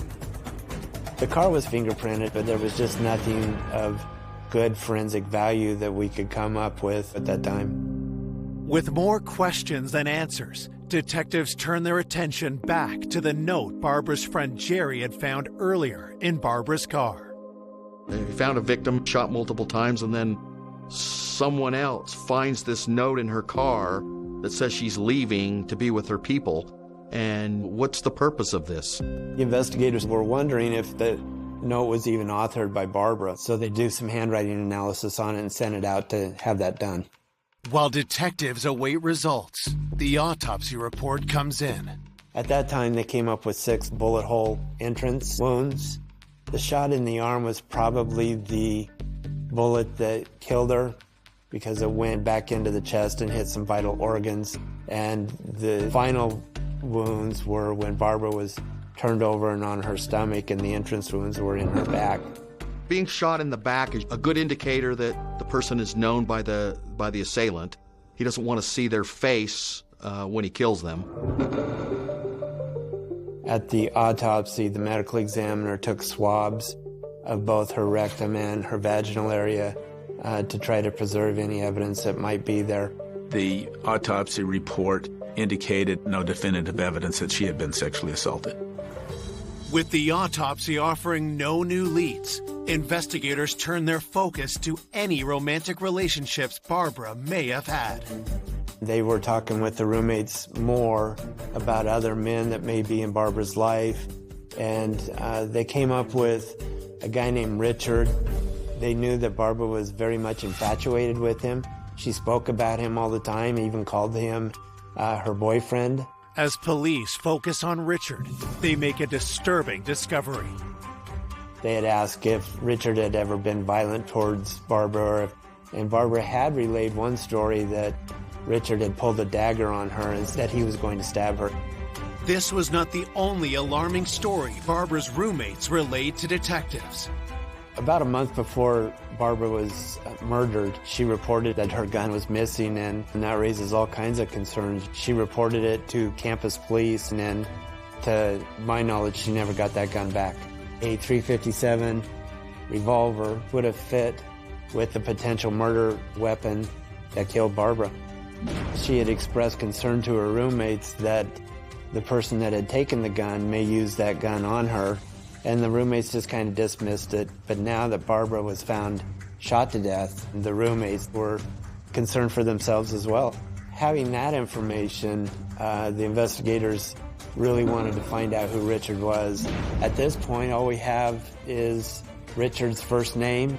He's willing to maybe take a dagger and stab her. We strongly felt that he could have been responsible for her murder.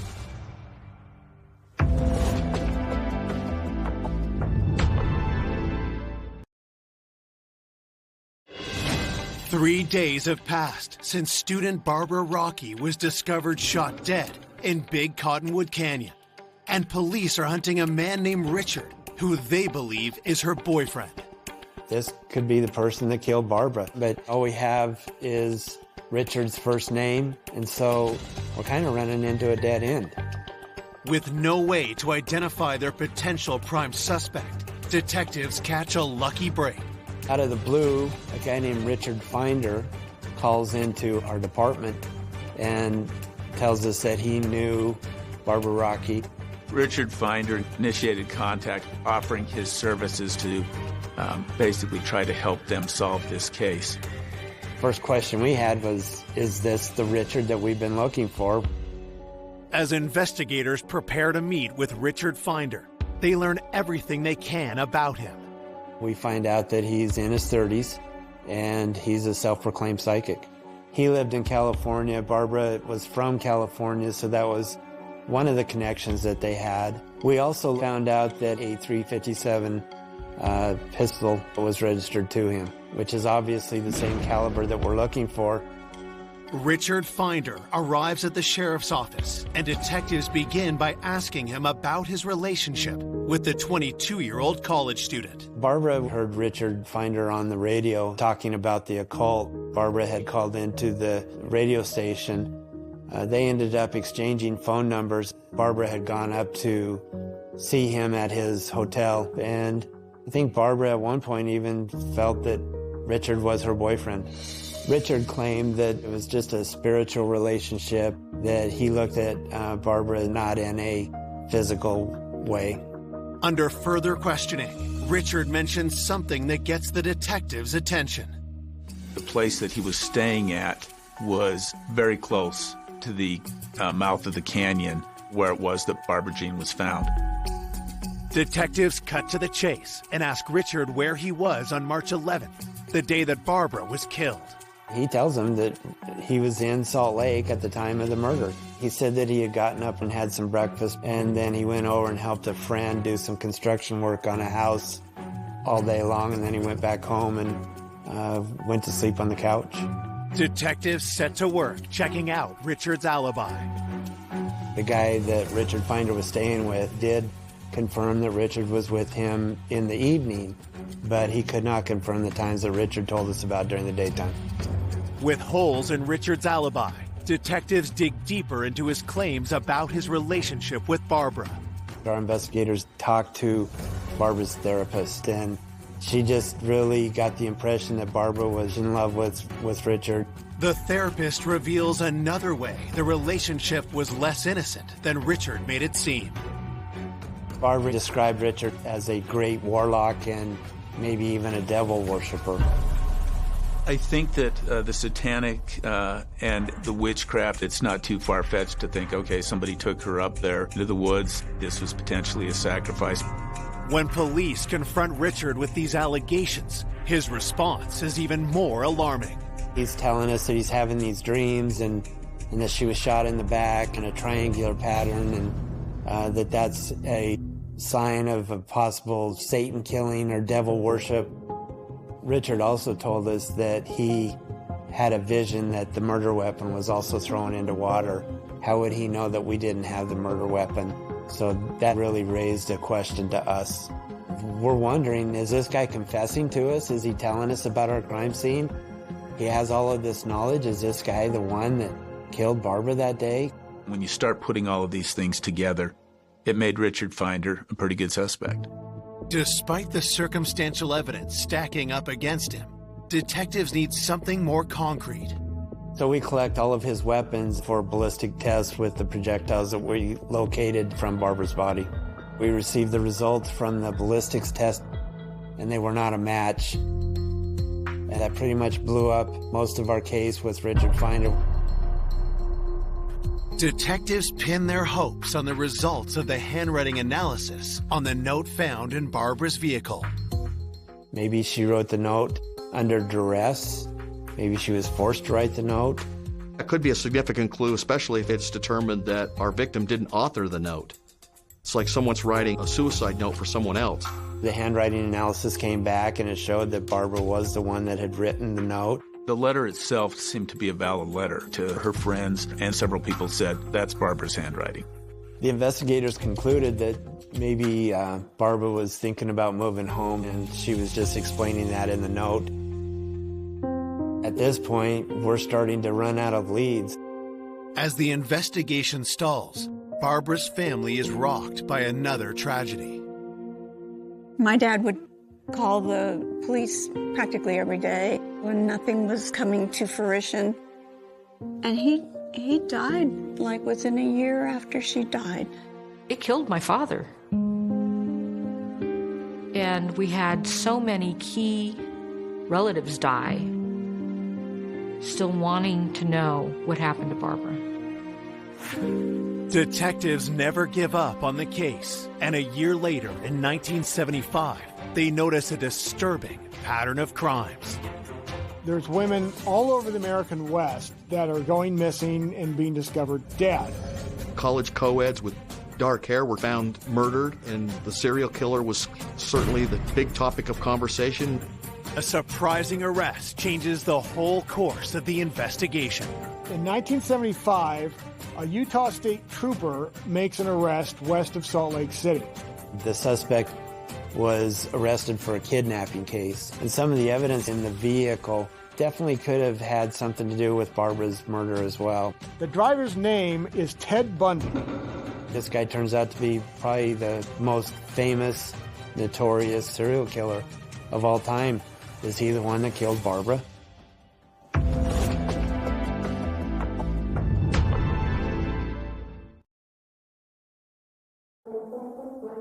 A year and a half after the murder of Barbara Rocky, the investigation is sparked back into life by the arrest of notorious serial killer Ted Bundy. More and more that police start investigating Ted Bundy, the more connections they find to missing and murdered women all over the country. In 1974, Ted Bundy was also in the Utah area, going to school at the University of Utah. Barbara Jean fit Ted Bundy's profile. She was a college student. She was a brunette, and she was the age that Ted Bundy seemed to target. Ted Bundy had a reputation of being a very charming man. You know, he was a good-looking guy and was kind of a smooth talker. Ted Bundy would act like he was hurt and ask for some assistance from a female, and that would have fit right with the personality of Barbara. She would have helped Ted Bundy if he had approached her. With Barbara fitting the profile of Bundy's victims, detectives connect with the FBI. The investigators were able to get a hold of a timeline that the FBI had prepared, find out what his whereabouts were on March 11, 1974. When the investigators looked at Ted Bundy's timeline, they found that he had an ironclad alibi for that day because he was in Washington committing another murder. With Bundy cleared, the Barbara Rocky investigation grinds to a halt. The investigators had done everything forensically that they could. They had done all the interviews that they could. They had looked at all the suspects that they could, and the case just went cold. Once the case was cold, we pretty much accepted that it was not going to be solved. When a case goes cold, it definitely affects the family every bit as much, if not more, than the investigator. They just want someone to be held accountable for their daughter's death. The case lies unsolved for 30 years, while Barbara's family yearns for answers. The hope and the drive to crack this case someday was powered by losing so many family members that were enraged and wanted justice. So we had nothing to lose by trying. In 2005, Barbara's loved ones make one last push for justice. I asked Mom, I said, do you want me to try to open this? And she said yes, because I need to know before I die. I was a fairly new homicide detective, and my phone rang, and it was one of the family members saying, hey, my sister was killed back in 1974. Our mom's getting up in years, and she'd really like to know who killed her daughter. The family would expect us to just do what needs to be done to solve their case, and you can't put a price tag on this level of justice. Digging into the 30-year-old case files, detectives' attention is drawn to one suspect in particular, the self-proclaimed psychic, Richard Finder. I was not convinced that law enforcement had closed the door all the way on Richard Finder. I wanted to look into Richard further because the timeline to me wasn't rock solid. And I wanted to try to look more into the forensic end of it. DNA and the ballistic stuff has come a long ways since 1974. As I'm looking through each piece of evidence, I'm trying to figure out if that would have any forensic benefit to having tested. While evidence from the original crime scene is sent to the crime lab, investigators dig deeper into Richard's version of events. As I started looking at Richard's alibi, I spoke with some of the same people that the investigators had spoke with previously. As we reinvestigated and re-interviewed these people, information that wasn't known back then was revealed. What I learned was that Richard had been dating and seeing a friend of Barbara's, Janelle. But then Barbara also found that Janelle was getting closer to Richard Finder than Barbara was, and there was some animosity from what I understand regarding that. I learned that sometime very close to the murder, Richard had left town with Janelle Bach, and Richard and Janelle became boyfriend and girlfriend, and that was kind of a blow to Barbara. That really kind of stuck out to me. Janelle came back to Salt Lake for 3 or 4 days around the time of the homicide with Richard Finder, and they were staying at a house just west of the mouth of the canyon where Barbara was found. Had Barbara confronted Richard about Janelle, only for the encounter to turn fatal? Because of this relationship between Janelle and Barbara, and because Richard Finder supposedly had guns, and then because of his witchcraft and the possibility of human sacrifice, Richard Finder was up there on the list as a potential suspect. Investigators try to bring Richard in for another interview. Unfortunately, we found that Richard Finder had passed away. So really, the only avenue I had was to go talk with Janelle. Was Janelle the only living person who knew what really happened to Barbara? I didn't see any information in the case file where Janelle Bach had really given a good interview about Richard Finder, and so that was the place that I wanted to start. Barbara was upset that Janelle had essentially taken Richard Finder, so when they came back, there's this potential triangle and some jealousy. It placed some suspicion on Janelle. Anytime an investigation reveals some sort of a love triangle, that can easily turn deadly when there's jealousy involved, and all of a sudden, the whole thing shifts from one guy to the person that's least suspected.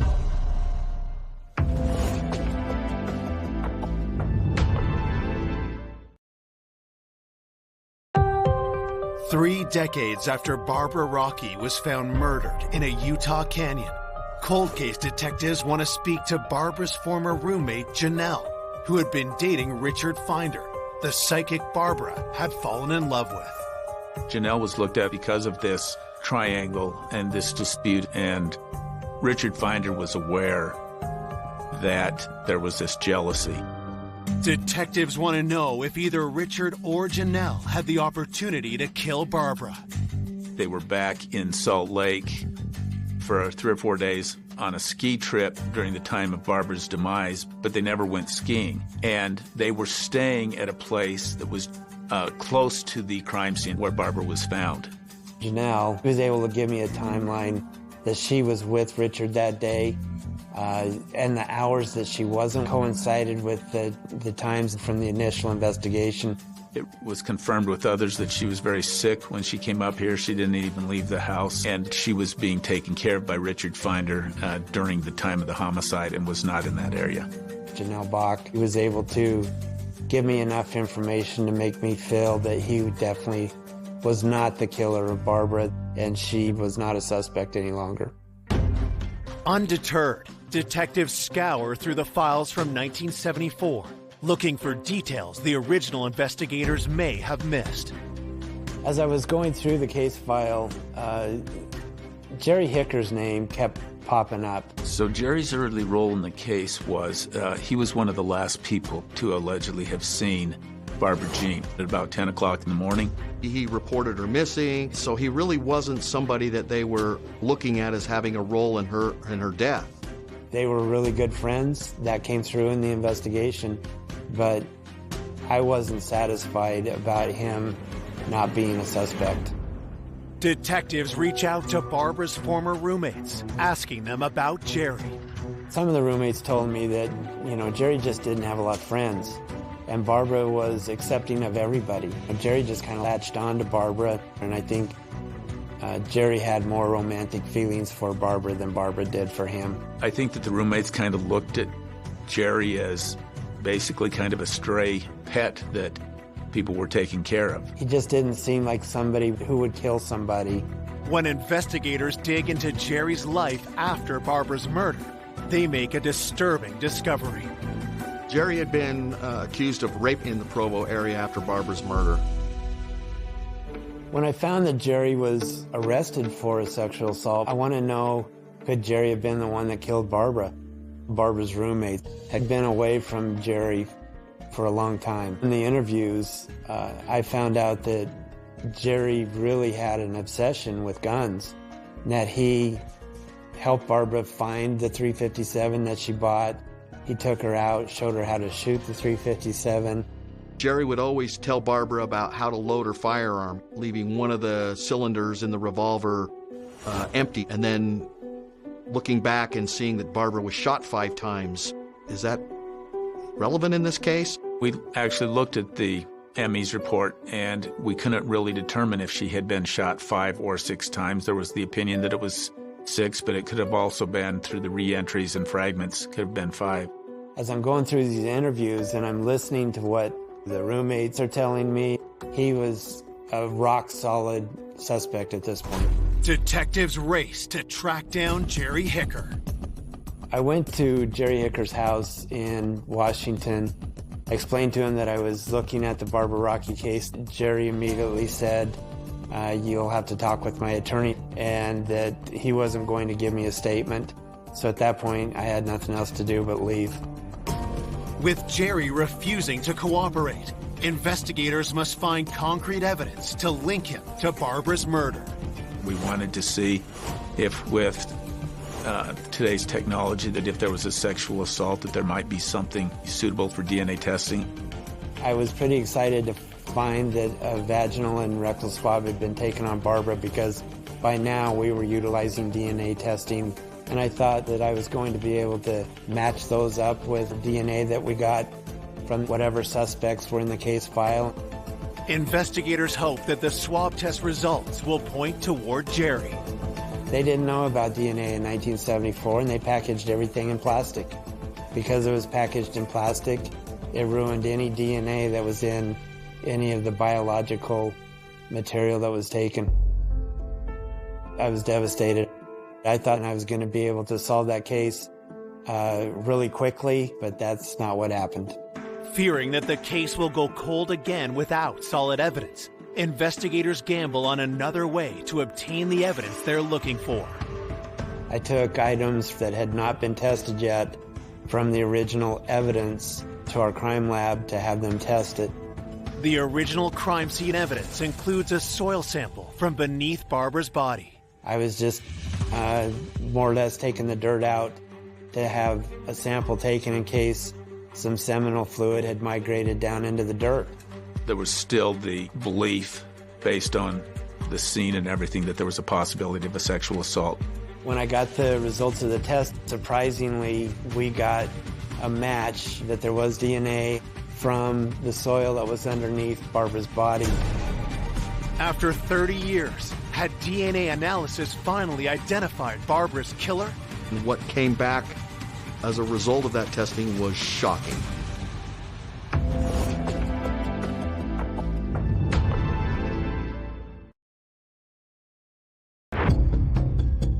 It's been 33 years since student Barbara Rocky was found stripped and shot in Big Cottonwood Canyon, Utah. In 2007, DNA in a soil sample from under her body finally reveals her killer. Finding that DNA in the soil was like finding a needle in a haystack, a big haystack.